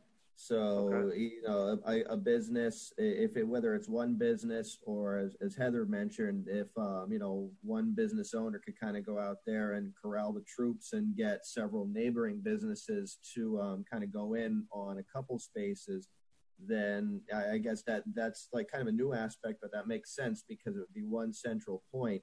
Right.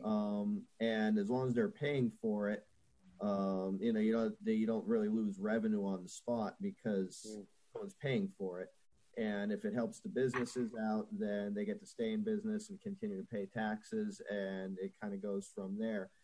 My only concern would be is, it's not a bad thing, but if it's too successful, it's so wildly successful that now maybe a couple of these spots kind of turn into like a drive-through Starbucks situation where you have people waiting to get in the pickup spot and they're piling up down the avenue. And, would there be a way for us to, just say, no, we can't do this because it's a safety concern, or, there's some way that we could like disallow if it gets a little bit too out of hand, we could amend it or disallow it, or, we got to be able to protect ourselves in that respect too, because you don't want to create a more dangerous situation, even though it would be something that's really, positive and it's good for most people. You don't want to. That's why it'll be vetted through the police department, particularly the Traffic Control Bureau. And so I think that, our sergeant who heads that up has a good feel for what's going on in the Central Business District. And obviously, if we find that we gave someone 3 spots, let's say, and it's too busy or there's an issue with traffic, oncoming traffic, that, we'd have to go and revisit it and perhaps say, listen, we can only do 2, or we'd move the spot, so maybe it's a little safer. But certainly, we'd have the ability to do that if need be. And I like the fact that these spots are not taken out of circulation, and they're not for the exclusive use of the patrons of the businesses that sponsor it.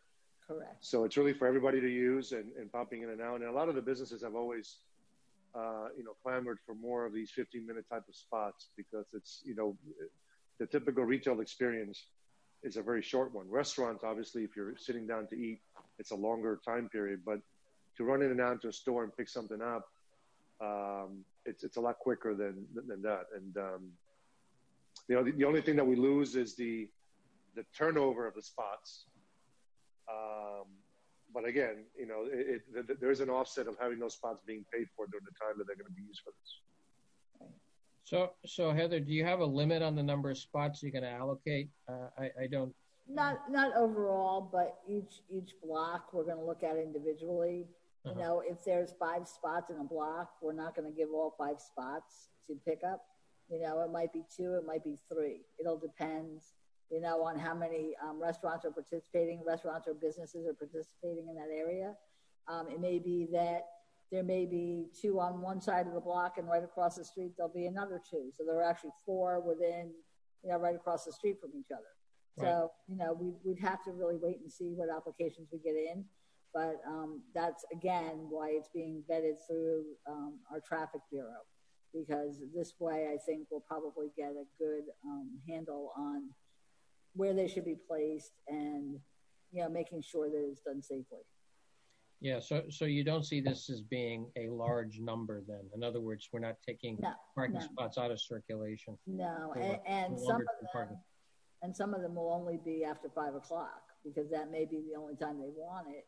And so during the day, it'll be used much like the spots that are used for the queue for routes for their valet. And so up until 5 o'clock, you can have regular parking there, and then 5 o'clock after, that's used for the queue for routes valet. So. Okay. I'm sorry, Jeff. I'm sorry, just one more other question or comment. I know in your ordinance 3804, you have the rates per the day. Right. You don't have them for half a day. You have them in one ordinance. You have them in 3803 for half price. Right. That's where. Do you need to put them in 3804? We don't, because what we wanted to do is reference it in 3803, because then when we change the prices, we don't have to do a full, half day, full day. I mean, we could certainly put it in, but it's not really necessary, because it does say it's 1/2 of the daily rate. Okay. So. All right. Thank you. Mm-hmm. I'm done. So, there Heather went. Everybody, I don't know why everybody's boxes move around. So, on a 30-minute time frame, are people permitted to exit their vehicle? Yes. Then how is it a curbside pickup? How is it a curbside pickup for, grab and go? Well, let's say you go to Sook, right? And you go in and get it and leave, because you can go inside of a food store and pick up. You don't have to have, a curbside pickup. Where it's called reserve a space. So it's to provide so that it's like if you go to a restaurant, like a lot of the malls now and a lot of the strip malls, they have chain restaurants, and you see certain places within that mall parking lot reserved for takeout. So, it's, if you want to call it takeout, it's takeout, but it's basically the same thing.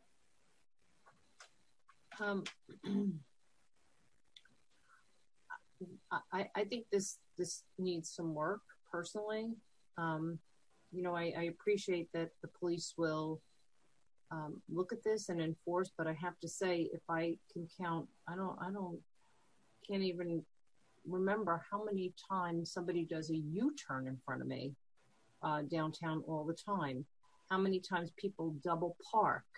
How often people jump into a space from the other side of the road? So I think that downtown Central Business District in terms of traffic is a mess.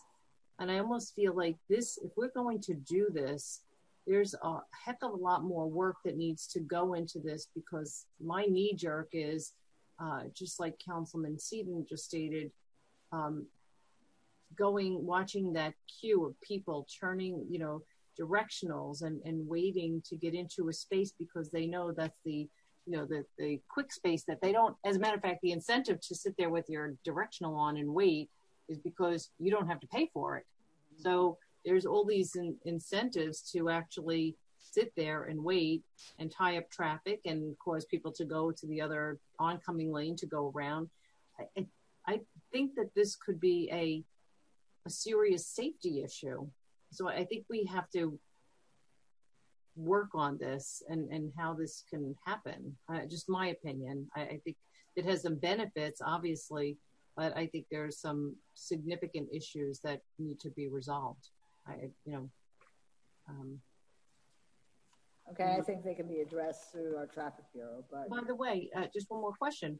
When somebody jumps in that spot 30 minutes, they're not paying a kiosk. Right. So how is the 30 minutes, if somebody's there for more than 30 minutes, if they're on a kiosk, we know how long they're there. How do we clock their time? I mean, I could pull in that space and I'd be there for an hour, and who's the wiser? We have PEOs who are in the Central Business District who are watching cars. We're going to have an LPR very soon. So when we have the LPRs, it'll be even easier. So then let's ask Matt Rogers a question. Mr. Rogers. I'm here. So Matt, so somebody reserves that parking space. So technically the parking space, just like Ruth's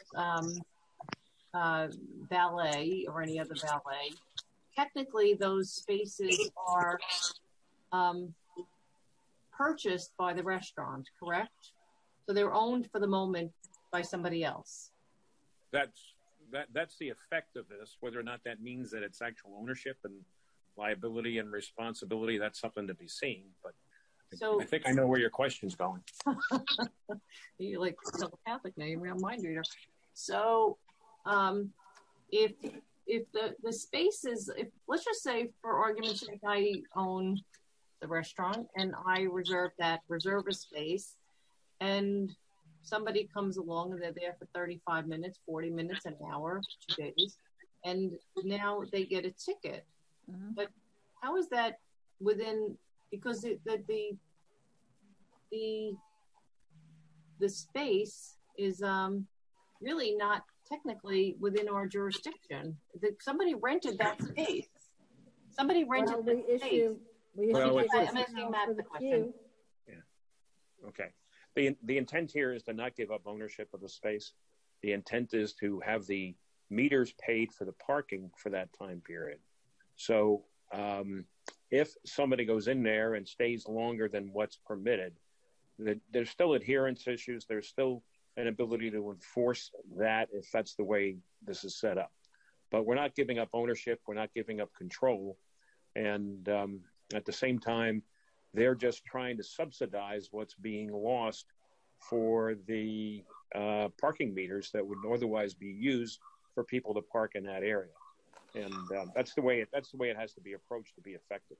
Yeah, so Matt, I'm not suggesting that we're giving up ownership, but the parking space has been rented by a private entity, is really what it is. The parking spaces have been rented by a private party, correct? Well, no, I don't think it's a rental situation. I think it's a subsidized situation, and that's what we can talk about. It's similar in what's used, similar relationship to what was used for the valet parking, where those spaces are dedicated for that purpose. Right. It's the same type of a situation. Instead of getting a fee for valet, we're getting a fee for parking spaces, and they're being taken. Basically, they're kind of being taken off.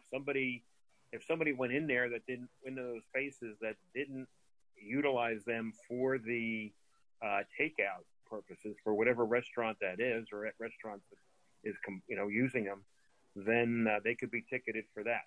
So it's the same type of a relationship. Or anytime we bagged a meter in the past, if you park there and, they found that you were parking where the meters were bagged, then you could get a ticket. Yeah, I think that my question is maybe a little bit different, because the person who would have to say, okay, just bear with me, the person who would have to say that vehicle doesn't belong in my bagged meter spot is the person who paid for the meter, correct? Who would have to call that in as, wouldn't the person... Well, absent, again, one of the issues here is enforcement. And absent having a PO or someone else there to be able to watch and observe where that person who leaves that vehicle, if that vehicle is parked there for more than 30 minutes, then it could be called in by anybody, including the restaurant personnel whose restaurant is subsidizing that, and saying that they've been parked there for a while. The problem with the police, they would have to rely on the testimony of that particular person who watched it to be able to sustain the proofs on the ticket. So that's the difference. I mean, it may also require writing of paper tickets instead of e-tickets, because the system's going to have to be taken off of where our ordinances are right now. But if we do it by ordinance, we can maybe set that up so that they can e-ticket them and get it done. But enforcement's going to be enforcement's a concern.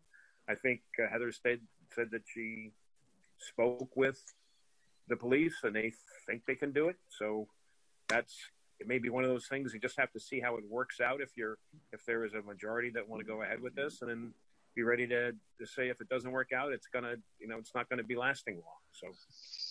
Hey. I had another question. Oh, sorry, Jeff, you go ahead. Oh, thank you. So Heather, the question is the police enforcement of this. Mm-hmm. Is that going to cost us more money to do this? No, because we have PEOs. That's what they do. I mean, so you'll have enough of them for that time frame. I'm assuming it's going to be all day to be sometimes, and sometimes it'll be after 5 and after. But still, we have PEOs working until meters go off, which is 8 o'clock. Okay, so it's not costing us any extra money. You're sure of that? This is part of their duties. Okay. And then Thank you, Susan. Then just another, a question then, I guess, for Ramon, because some of the things that we always are mindful of is that we're not just a restaurant central business district. We are we want to see more retail.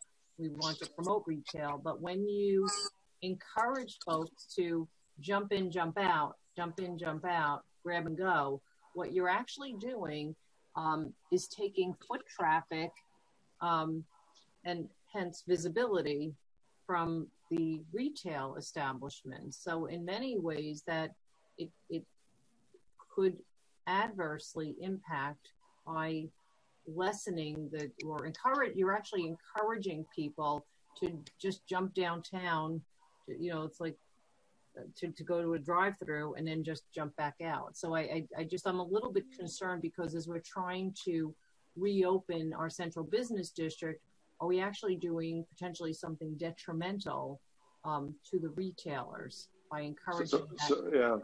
So it's funny, Susan, because when the downtown shut down and the whole pickup model came online, look, everybody was upset because, oh my God, now I'm only limited to pickup.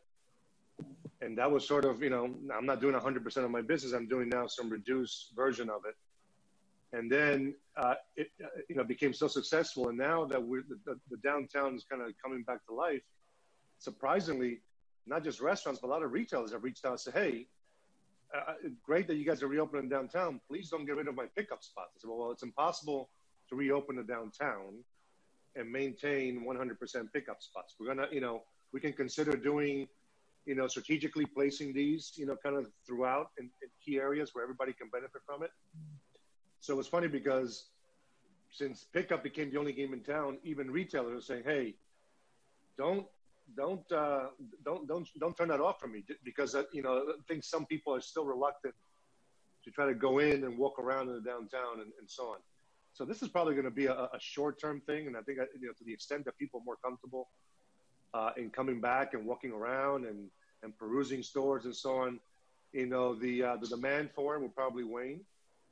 But I was very surprised by how many businesses, retailers in particular, said, "Hey, this is something that works very well for me. Don't take it away, please." Interesting.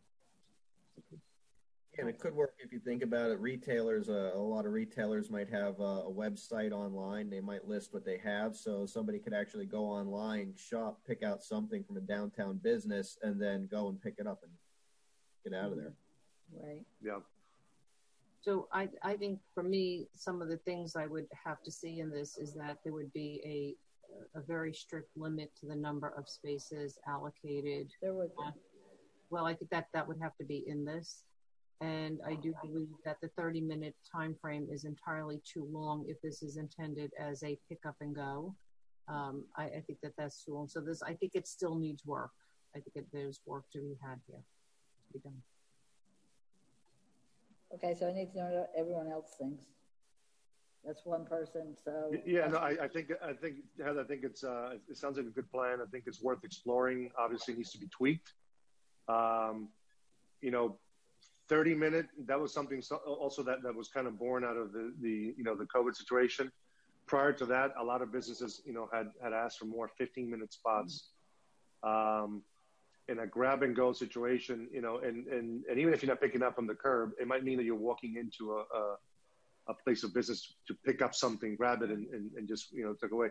So maybe it's 15, but I think it's worth exploring what the options are and what the layout of these spots will look like.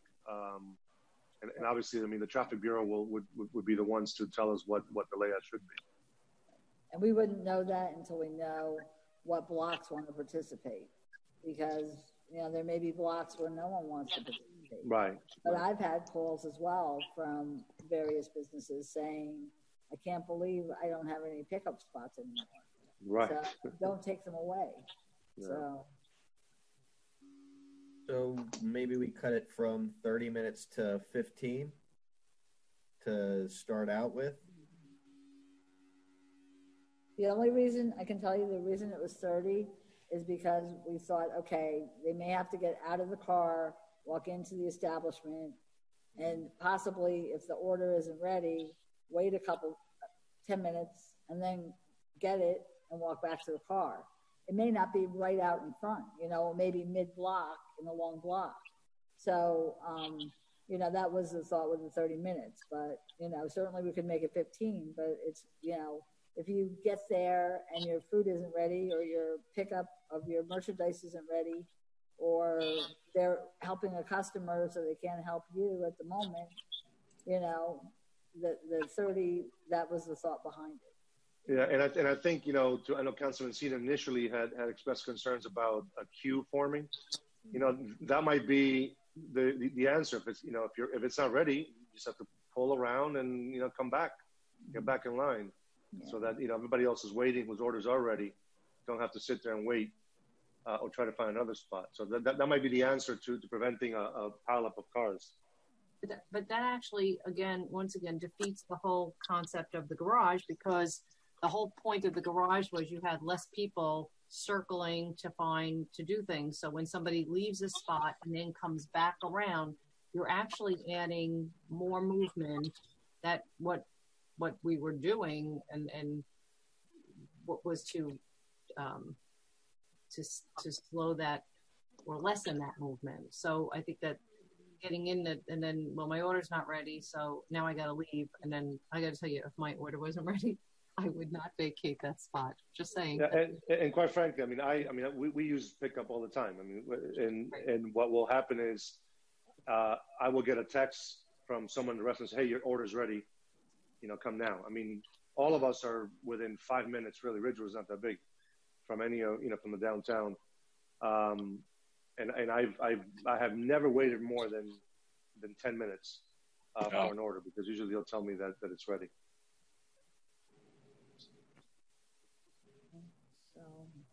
So Councilman Seaton and Mayor Hushay say yes if it's 15. Is that what you're saying?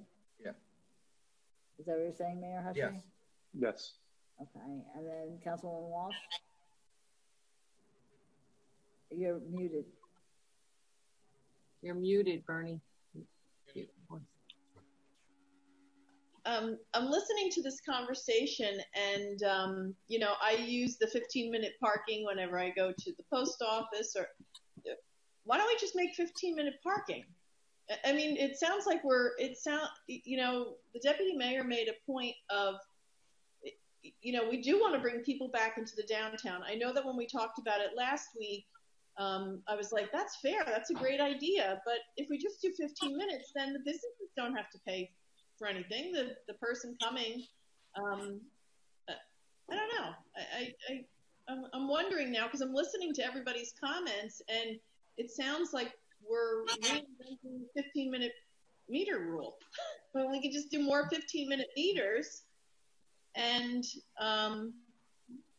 they would have to use a kiosk, or they would have to use Park Mobile, since we don't have meters anymore. But it would simplify things, certainly.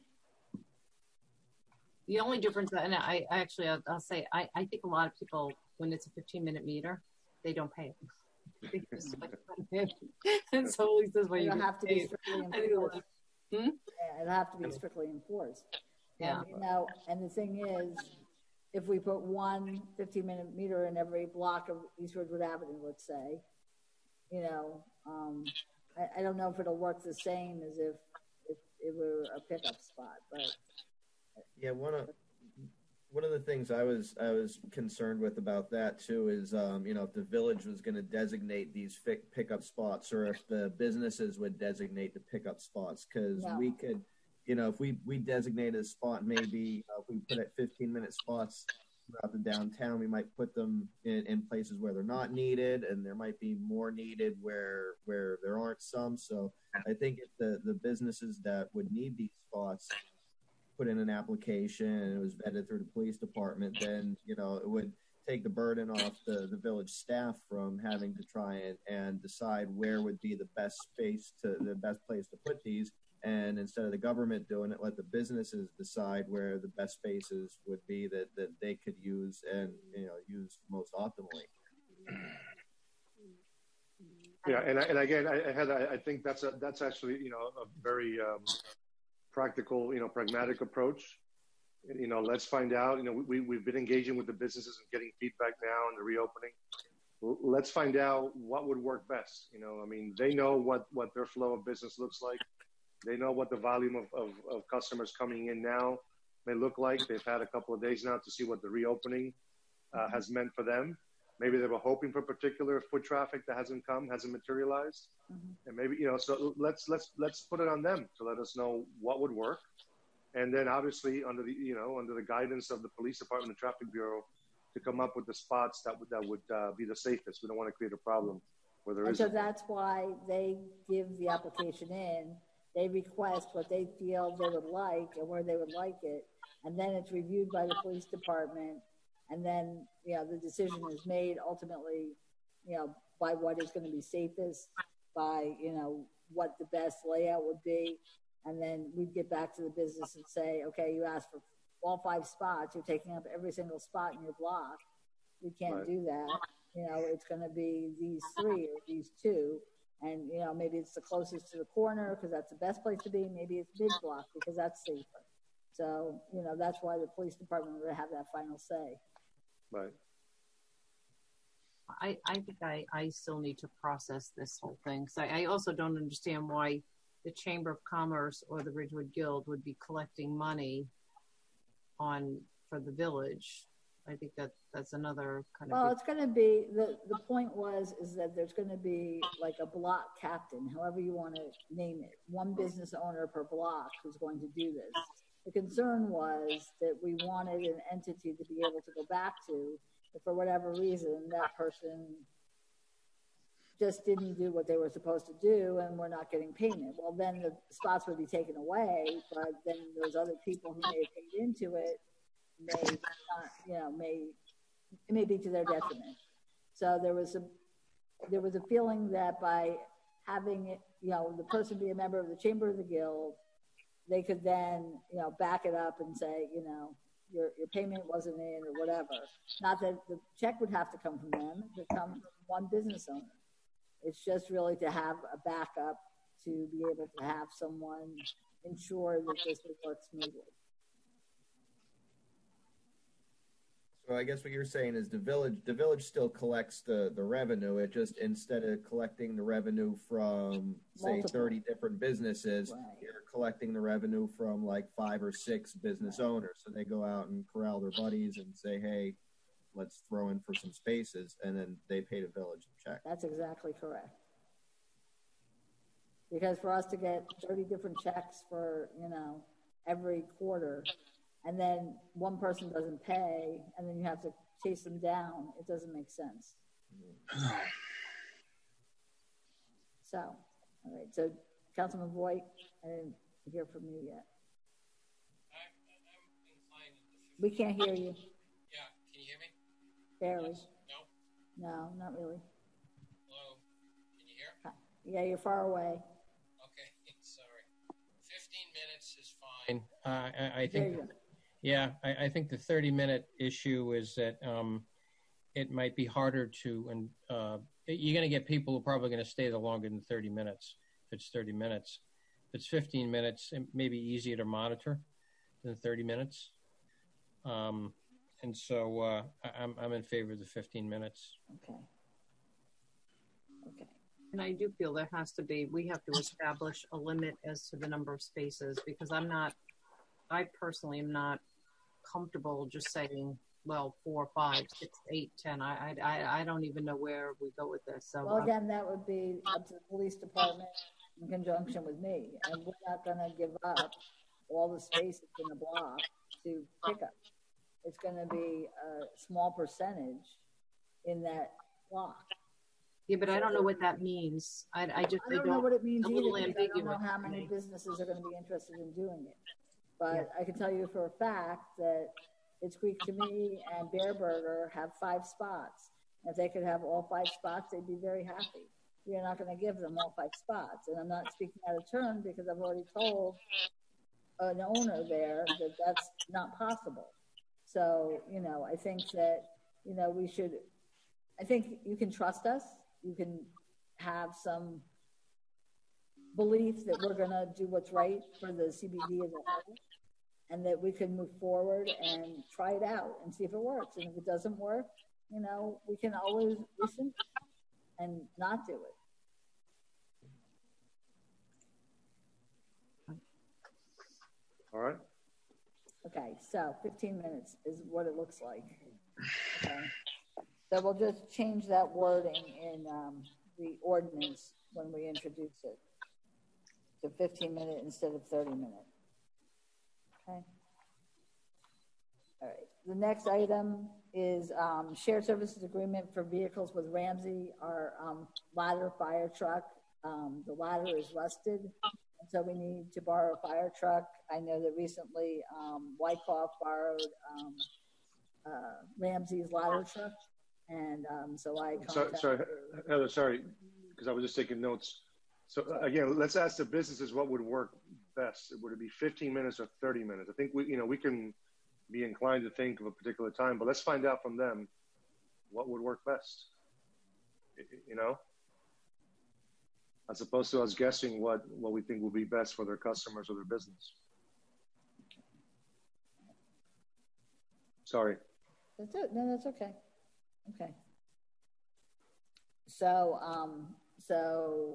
Wyckoff recently borrowed Ramsey's ladder truck. We need to take our ladder truck out of service for a short period of time so the rust can be removed from the ladder. I reached out to the administrator in Ramsey, and they presented me with a shared services agreement that they have with Wyckoff, who recently borrowed their ladder truck. And what they did, and I agree with it, is they expanded it to include vehicles and equipment generally. This way, if we or Ramsey needed to borrow a piece of equipment from either municipality and it was not in use or needed for some use at the present time, for a day or two, that we could then lend it without having to come back and do a resolution to allow for it to happen. The shared services agreement can actually be up to 10 years. The proposal is to make this 7 years. It's automatically renewed, but it can be discontinued with 60 days notice at any time. I think shared services agreements are the way to go. I think that it's important that we do them, and the more that we can do, the better off we are. So that's the proposal. Agree. Heather, what's the cost of this? No cost. Oh, okay. Anything else? Okay. The next item is accepting donations for Welcome Back to Ridgewood. We do have one resolution tonight. Ridgewood Press has generously donated the printing of the volunteer signs that say, "May I help you? Volunteer," and it's $150. And so that's been donated by Ridgewood Press. And so we have to accept that donation. And so that's the resolution that we'll consider this evening. The next one is the update on the Graydon Pool. I sent you the actual, unfortunately, what you received in your packet was a little bit cut off. You didn't see the whole flyer. And so the whole flyer was sent to you via email this evening before the meeting. And so I'll have Nancy Bigos, our Director of Parks and Recreation, discuss this with you. This flyer was an attempt to make all of the requirements very easy to understand and very clear. And I think that they succeeded in doing that. So, Nancy. Good evening, Mayor and Council. In preparation for our 2020 summer season, I just want to run down with you a little bit about the preseason work that we've accomplished within the last 3 weeks. I am very grateful for the partnerships that I share with both the engineering department, water pollution control, signal, and the Parks Division staff. We have all worked steadfast in accomplishing a great deal of work regarding the infrastructure of the Graydon Pool facility. We have repaired the fence on the 12-foot dock. We have had a new systemic pump for the sodium hypochlorite installed, and we've had the distribution collar around the pool repaired. We've repaired the individual water valve for the input of the gates of the well. Thank you this evening for approving the required emergency appropriation for the replacement of the well pump for Graydon that's located on Veterans Field. We have dredged the deep end of the pool. We have spread sand, and we are filling. I'm grateful again to my colleagues who have all worked and given up time and energy to make this a reality for us. Since the last meeting that I had with you, we have worked very closely with the Department of Health in putting together our COVID-19 policy and procedure. We have been following the Governor's Executive Order number 153, and most importantly, the New Jersey Department of Health document that's entitled New Jersey COVID-19 Outdoor Pool Standards. So we've taken that document, we've read it thoroughly, we are following the CDC considerations, and also through the New Jersey Recreation and Parks Association, their aquatic considerations for planning outdoor pool facilities. Just this morning, we submitted to the health department our COVID pool operators prevention plan, which is a 7-page document outlining all of the methods that we will be working towards keeping our residents safe and healthy. So this evening, before you'll see what my staff have informed me is called a infograph. Rather than typing up all of this policy and procedure that you see in front of you, what we've been able to do is to put this into bullets, addressing some of the concerns or some of the reminders for our residents as we move forward. Like Heather had mentioned earlier, we are slated to be open on Monday, June 29th. We are once again looking at the 2 different sessions, the early session from 10:30 to 2:30, the late session from 3:30 to 7:30, and the pool closing for an hour, which is required for us to do sanitization. So know that you're aware all of the surfaces, whether they're railings in and out of the pool, railings to the pool, the restrooms, the deck on the patio, I'm sorry, Nancy. I'm sorry. Yeah. Dylan, there's a request on the chat that we share this flyer on the screen for those who are Let me, following along. yeah, let me forward it to him. I'll do that. All right. Thank you. Sorry, Nancy. It's okay. So sanitization and the other reason that we have this necessary session is for contact tracing, so that the health department and Parks and Recreation will know exactly who was at the pool at any given time and know that when they came into the pool and when they exited the pool.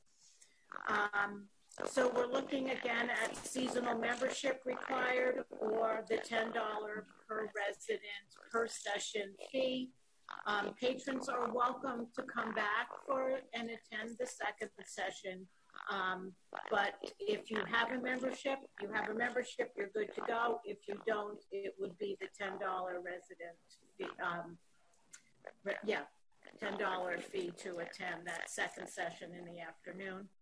And then in front of you, you see that kind of our mission statement this year with our patrons is the health and safety of our Greater Pool patrons and the staff is always our priority of the Parks and Recreation Department, but even so now during the COVID-19 pandemic. With the guidance of the CDC and the New Jersey Department of Health, we put these actions into place.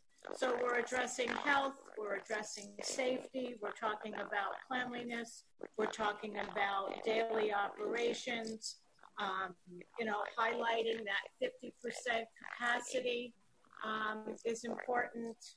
And I wanted to share with you, because I know that this was important to Mrs. Loving, that there are 29,435 square feet of water surface at the pool.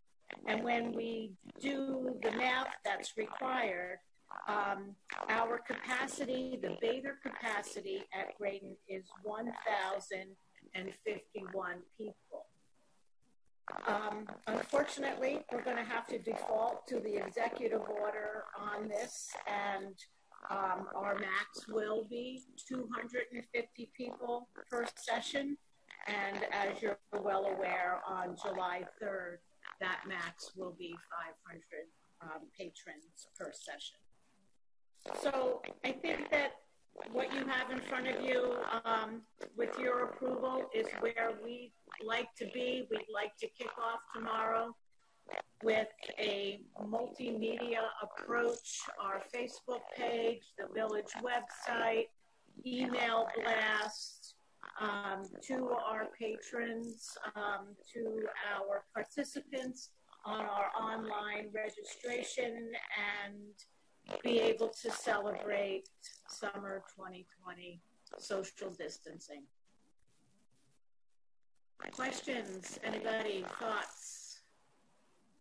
First thought is, can you fix your phone or something because you sound underwater? I don't know if anyone else got that. Is it yeah. So Nancy, sorry, there's something wrong with we got everything you said, but I think it was really difficult to kind of hear everything. So I don't know if it's your phone. Is that Possibly better? the connection speed. Oh, is that what happened? Yeah. So is Nancy better now? I don't know. No, she's still a little gargly. Okay. It's my village laptop, sorry. I'd just like to say thank you for putting this together and, being able to offer this amenity to the residents. A lot of people have been very disappointed had 4th of July been canceled and Graydon and the Cashaw Shell and everything. So it's nice that we can at least, try and get back to some degree of normalcy and offer, things that we've offered throughout the years.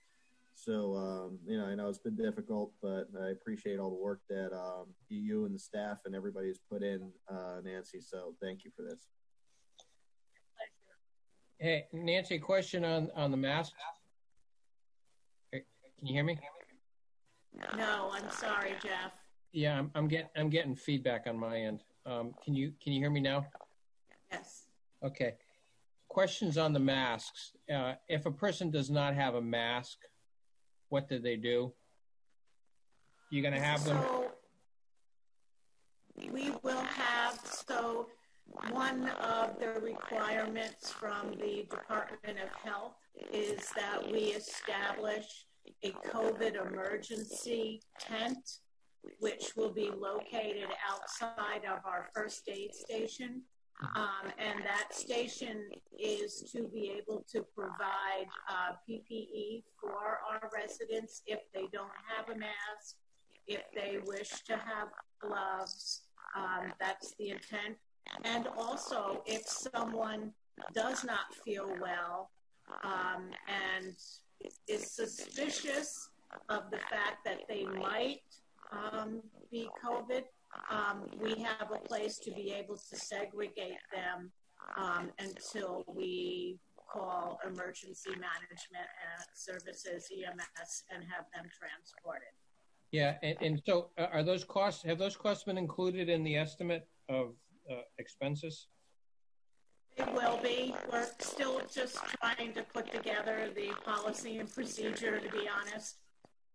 Okay, so they haven't been accounted for yet. That's an additional expense. Is that right? Yeah. Correct. Okay, thank you.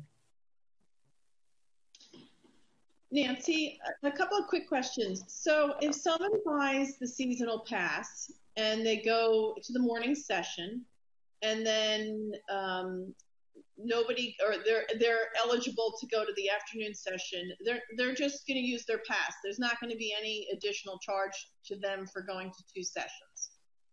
Correct. Okay. And then we're simply going to have a counter? We're going to have only one entrance? We're not going to have the side entrance? We'll only have one entrance coming over the river? To be honest with you, Bernie, we're still working on that because, like every other facility, we're required to have an entrance and a separate exit. So, that's a little bit of a challenge for us yet because we also have seasonal members and then guest passes. And just bear in mind that all of these people, all of these families or individuals have to maintain social distancing. Yeah. While wearing their masks. Okay. All right. That's all I had. Thank you. So I have a question relative to going back to Councilman Walsh's question. So if somebody has a seasonal pass, they're in and then they can just return. But am I to understand that if someone is there with their 2 children in the early session and they paid $30, that if they came back for the afternoon session, they would have to pay again. Correct. So then somebody, maybe mom and 2 kids or dad and 3 kids, he'll pay, dad and 3 kids will pay $80 if he chooses, if he shows up at, let's just say, noonish, and then he's out while there's the they're sanitizing, and then maybe he comes back at 4:30, so he's going to pay $80 for the day. Or purchase seasonal memberships and be able to use those for the 66 days. I did a little bit of math with a child seasonal pass at $120. It's $1.81 a day. If they show up every day. And then, the next question is, just going back to that capacity. So the capacity is over 1,000 people. Correct. And then it's 500 after what date? July 3rd. It's Executive Order 153. Right. See, it's okay.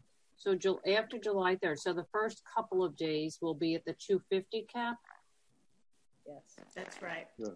And then after that, 500. Nancy, just curiosity, how many times have we ever gotten past or close to 500 at Graydon? I mean, in the recent years, not maybe like 100 years ago, but recent. That's a really high number, to be honest. You know, it's probably when we've got that 105-degree weather for 3 days in a row. You know, that's max. You know, we rarely reach that. You know, that would be Saturday or probably the best Sunday that we're there. So I'm really feeling confident that that we'll be prepared and ready to go. Good. Okay, and then I may have had one last question. I'm just trying to pull the flyer up because it's not on the screen share anymore. It's actually a very good, what did you call it, an info? Graph. My staff have educated me, yes. This is called an infograph.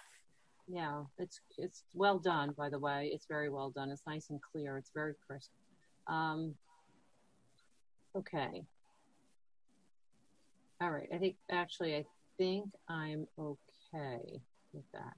Okay. Good. All right. Very good. I'm good. Thank you. Thanks, Nancy. Thank you. Thank you very much for. I know it was a short shot clock here, and we have to pull in a lot of resources together to get this done. And you had staff working extra hours. I mean, it was a big effort. I know that, and so I appreciate all the work and getting us ready. I know that we had looked at kind of at a moving target because of all the work that had to be done.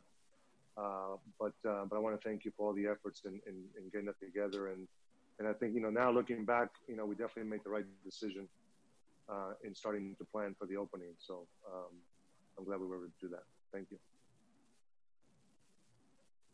I just want to thank you all for your support. I'm grateful for that. It makes a difference. So I'm grateful to you also. Hey, Nance, I don't want to rub it in, but Tim and Mary walked down by my street the other day, and they looked like they didn't have a care in the world. Thanks, Bernie. And they don't. It's all good. Any other questions or comments? No? Okay, thank you, Nancy. The next one is the HUD cooperative agreement. HUD funds the community development block grants that we apply for often through Bergen County. Every 3 years, we have to renew the overall cooperative agreement with HUD, and it's always a very short time frame. So the reason it's on tonight instead of waiting until after July 1st is that we have to get this adopted into the county. So one of the resolutions is to be included in the HUD funded CDBG program, Community Development Block Grant, and the second resolution will allow the agreement to be executed. So as I said, we do this every 3 years. I certainly recommend that we continue to participate in the Community Development Block Grants. We've gotten quite a bit of money from them, and it helps us to do different projects and get some funding for it. Any questions? Okay. So we're going to go to the special public meeting. I just have one question.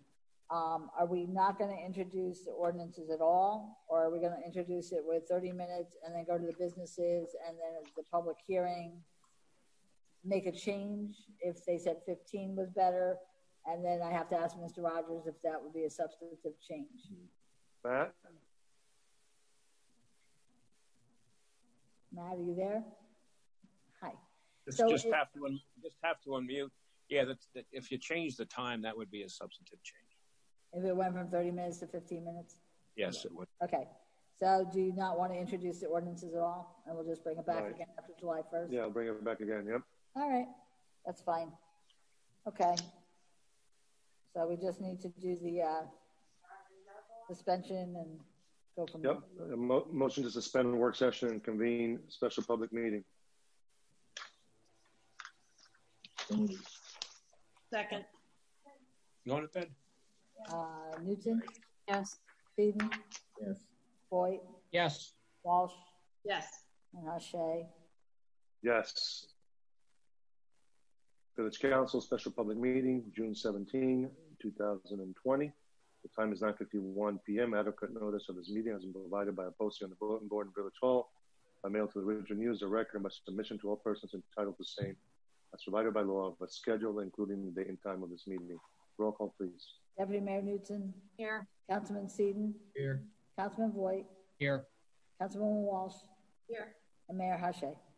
Here. Okay, resolutions, Ridgewood Water. The following resolutions, number 20-174 through 20-175, will be adopted by consent agenda with one vote by the Village Council. They will be read by title only. Award of contract under Sourcewell Cooperative Pricing System, maintenance of generators. Authorize execution of an easement agreement with the Borough of Fairlawn. May I have a motion? So moved. Second. Newton? Yes. Seaton? Yes. White? Yes. Walsh? Yes. And Hache? Yes. Okay. The next resolution, 20-176, will be considered separately and read in full. Whereas the Village of Ridgewood has a need to acquire professional services for the Elks Club renovation as a non-fair and open contract pursuant to the provisions of NJSA 19:44A-20.4. And whereas the Chief Financial Officer has determined and certified in writing that the value of the acquisition will exceed $17,500. And whereas the anticipated term of this contract is 2 years. And whereas RSC Architects, 3 University Plaza Drive, Hackensack, New Jersey, submitted a proposal on June 5th, 2020, indicating they will provide professional services in connection with the Elks Club renovation. Whereas RSC has completed and submitted a business entity disclosure certification, which certifies that RSC has not made any reportable contributions to a political or candidate committee in the Village of Ridgewood in the previous 1 year, and that the contract will prohibit RSC from making any reportable contributions to the term of the contract. Now therefore be it resolved by the Village Council of the Village of Ridgewood that the award of the contract be and is hereby awarded to RSC Architects, 3 University Plaza Drive, Suite 600, Hackensack, New Jersey, an amount not to exceed $20,000, and be it further resolved, not to exceed $20,000, and be further resolved that the Village Council of the Village of Ridgewood authorizes and directs the mayor and village clerk to enter into and execute a contract with RSC, and that a notice of this action shall be printed once in the Ridgewood News pursuant to local public contracts law as set forth in NJSA 48:11-1 at SEC, and be further resolved that the Chief Financial Officer has certified that funds are available under account number W-06-55-594-712, and be finally resolved with the business entity disclosure, entity certification, and the determination of value be placed on file with this resolution. And I believe, isn't that amount, Mr. Calvi, $200,000? Correct, yes. Okay, so an amount not to exceed $200,000. So may I have a motion? I'll move. Oh, sorry. Second. I'm sorry, who moved? Councilman Seaton? Yep. Yes. Okay. And second? Me. Newton? Yes. Seaton? Yes. Voigt? No. Walsh? No. And Hache? Yes. I move the clerk read ordinance 3801 by title and second. We're not going to do the ordinances, right? We can't. But we have 38. Oh, so you're going to one. Okay, sorry. yeah, 3801. Yeah. I apologize. Okay. I move the clerk read ordinance 3801 by title on second reading that the public hearing thereon be open. Second. 1 second, getting to that. Okay. Newton? Yes. Seaton? Yes. Voigt? Yes. Walsh? Yes. And Hache? Yes. Will the clerk please read the title of ordinance 3801? And maybe I will. Hold on 1 second. I just gotta find it. Out of order. An ordinance to amend Chapter 265 of the Code of the Village of Ridgewood, Vehicles and Traffic, at Section 265-69, time limit parking. The public hearing is now open. Yeah. Not showing anybody raising their hand. Wait a minute.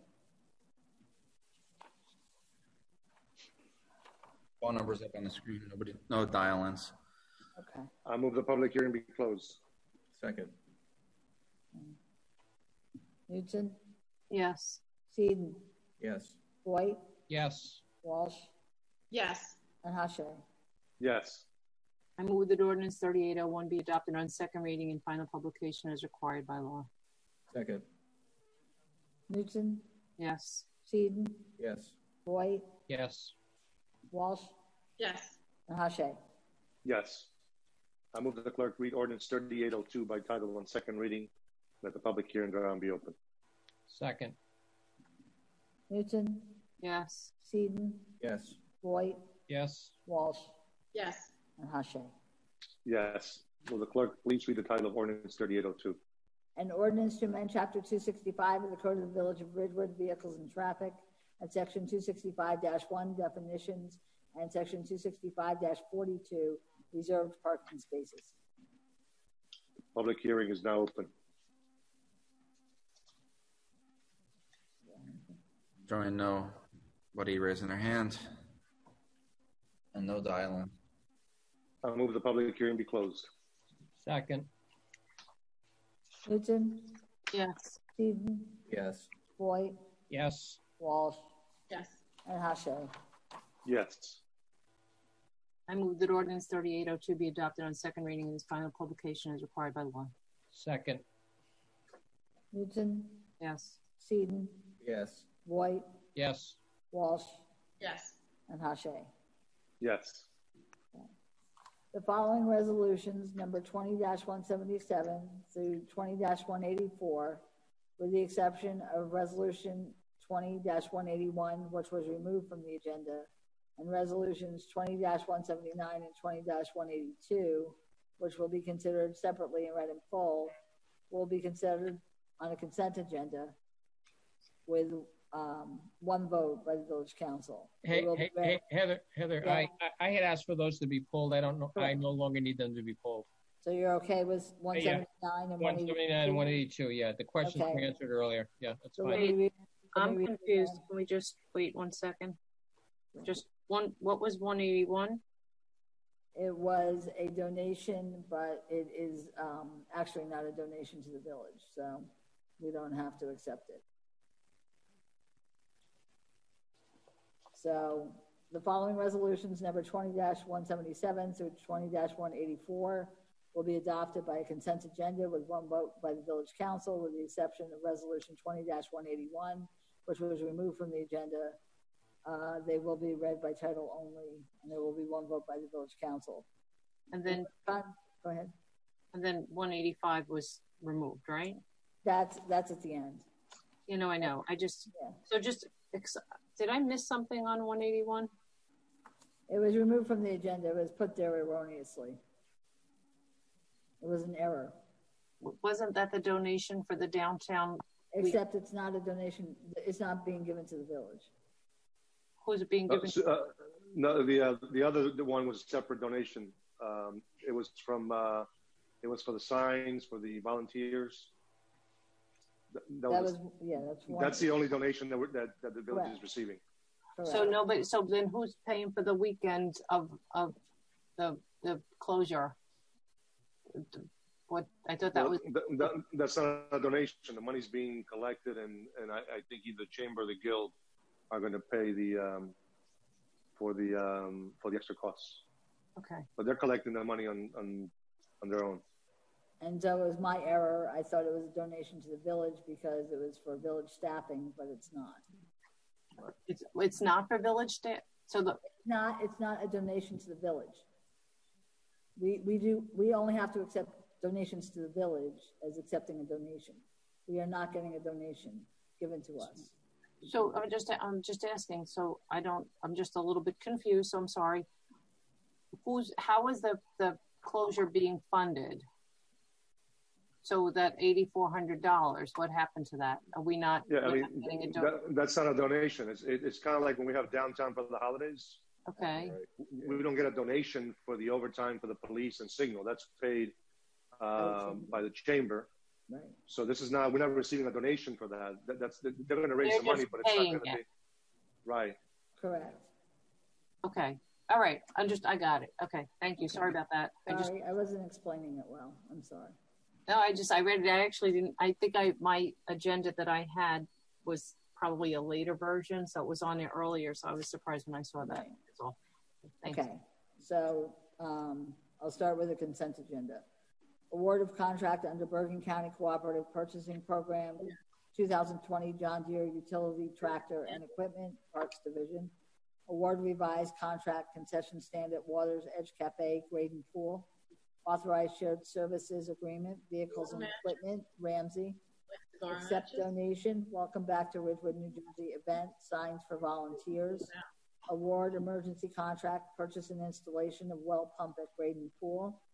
Authorized renewal of intent to participate in Community Development Block Grant Program, Home Investment Partnership Act Program, and Emergency Solutions Grant. And authorized execution of agreement for participation in the Community Development Block Grant Program, the Home Investment Partnership Program, and the Emergency Solutions Grant Program.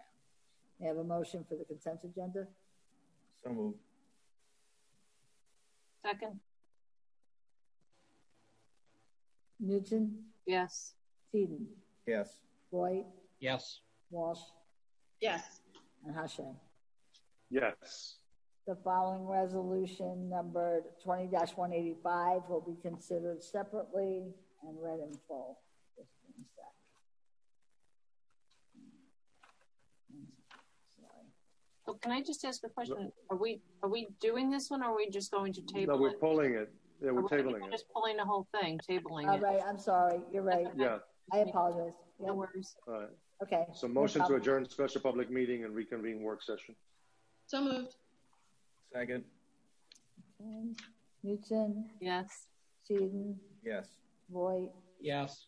Walsh? Yes. And Hashay. Yes. So we'll go to public comments, not to exceed 5 minutes per person.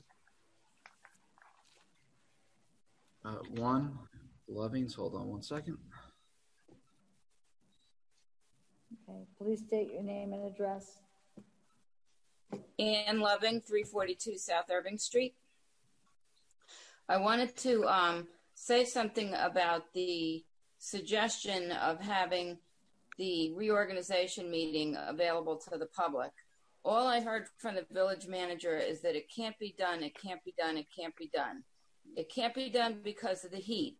Well, 4th of July happens in the heat, so it could be done, or it could be scheduled late in the day or in the evening.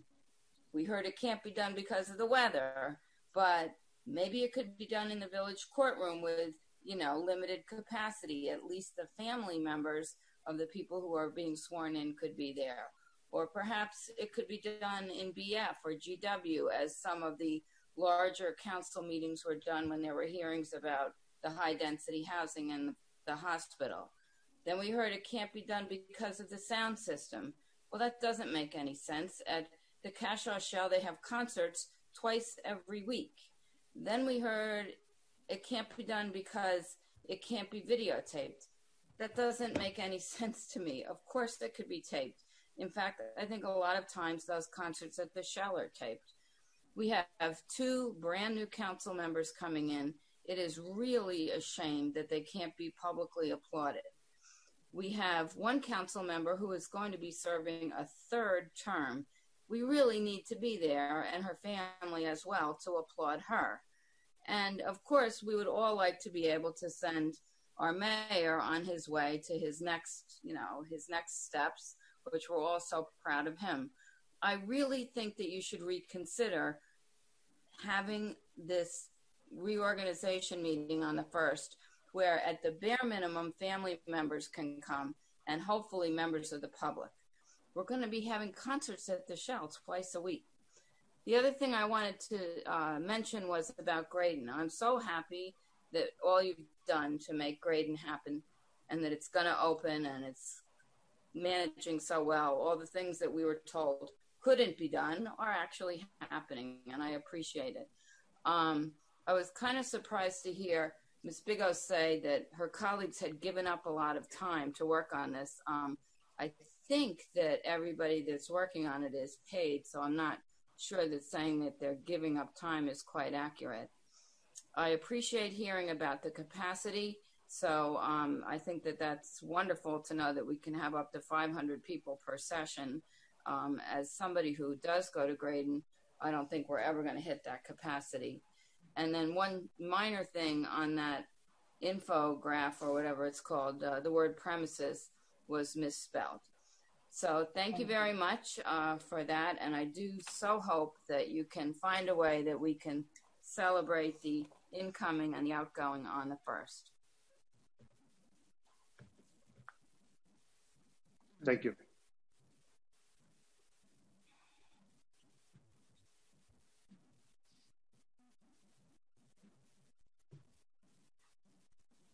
Any others? No. We don't have anything else.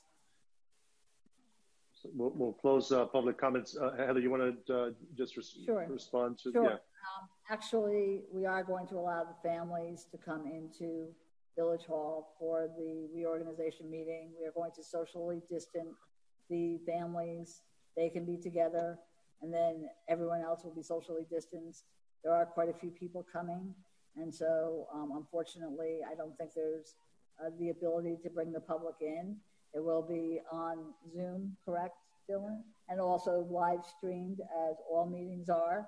You know, this is an unusual time, but the families will be here. And so we look forward to that day, and we look forward to people joining us. And actually, quite frankly, reorganization always takes place at 12 noon. And so that's, you know, not my made up time. It's when it always takes place. I understand your wish to be here. I wish you could be here too. But, you know, again, we're in an unusual time, and we're trying to keep people as safe as possible. And so unfortunately this year, that's not possible. Thank you, Heather. All right, motion to adjourn. Mayor, before we make the motion to adjourn, I just want to wish my son Emmett a happy 17th birthday. Hey, happy birthday. They're like 5 feet away. They've been waiting to eat cake. So I told them. So if people heard me saying get the candles or just use a match. He's having a birthday. We apologize. We apologize for holding up the cake. So I think we just have to point out that I don't know what's on the agenda for July 1 prior to our farewells, but so it looks like this is kind of like the last moment of a really big meeting for Mayor Hache and Councilman Boyd. And so I think that this is an opportunity to just say thank you to both of you. I know we'll be saying thank yous and everything in just a few short days, I guess, week and a half or whatever it is. But I feel like I should have let Jeff second more or read those things. but just as kind of like a little thank you right now. But we'll see you all on July 1st too. But thank you. Thank you for the sentiment. Thank you. We'll see everybody on July 1st. All right. Yep. A motion to So adjourn? moved. Okay. Jeff's got to be the one to move that. Move it. Okay, do I have a second? I'll second. Okay, all in favor? Aye. Aye. Bye. Aye. Opposed? Thank Aye. you. Good night, Good night, everybody. everyone. Good night. Safe, everybody. The meeting. Where's the leave the meeting button?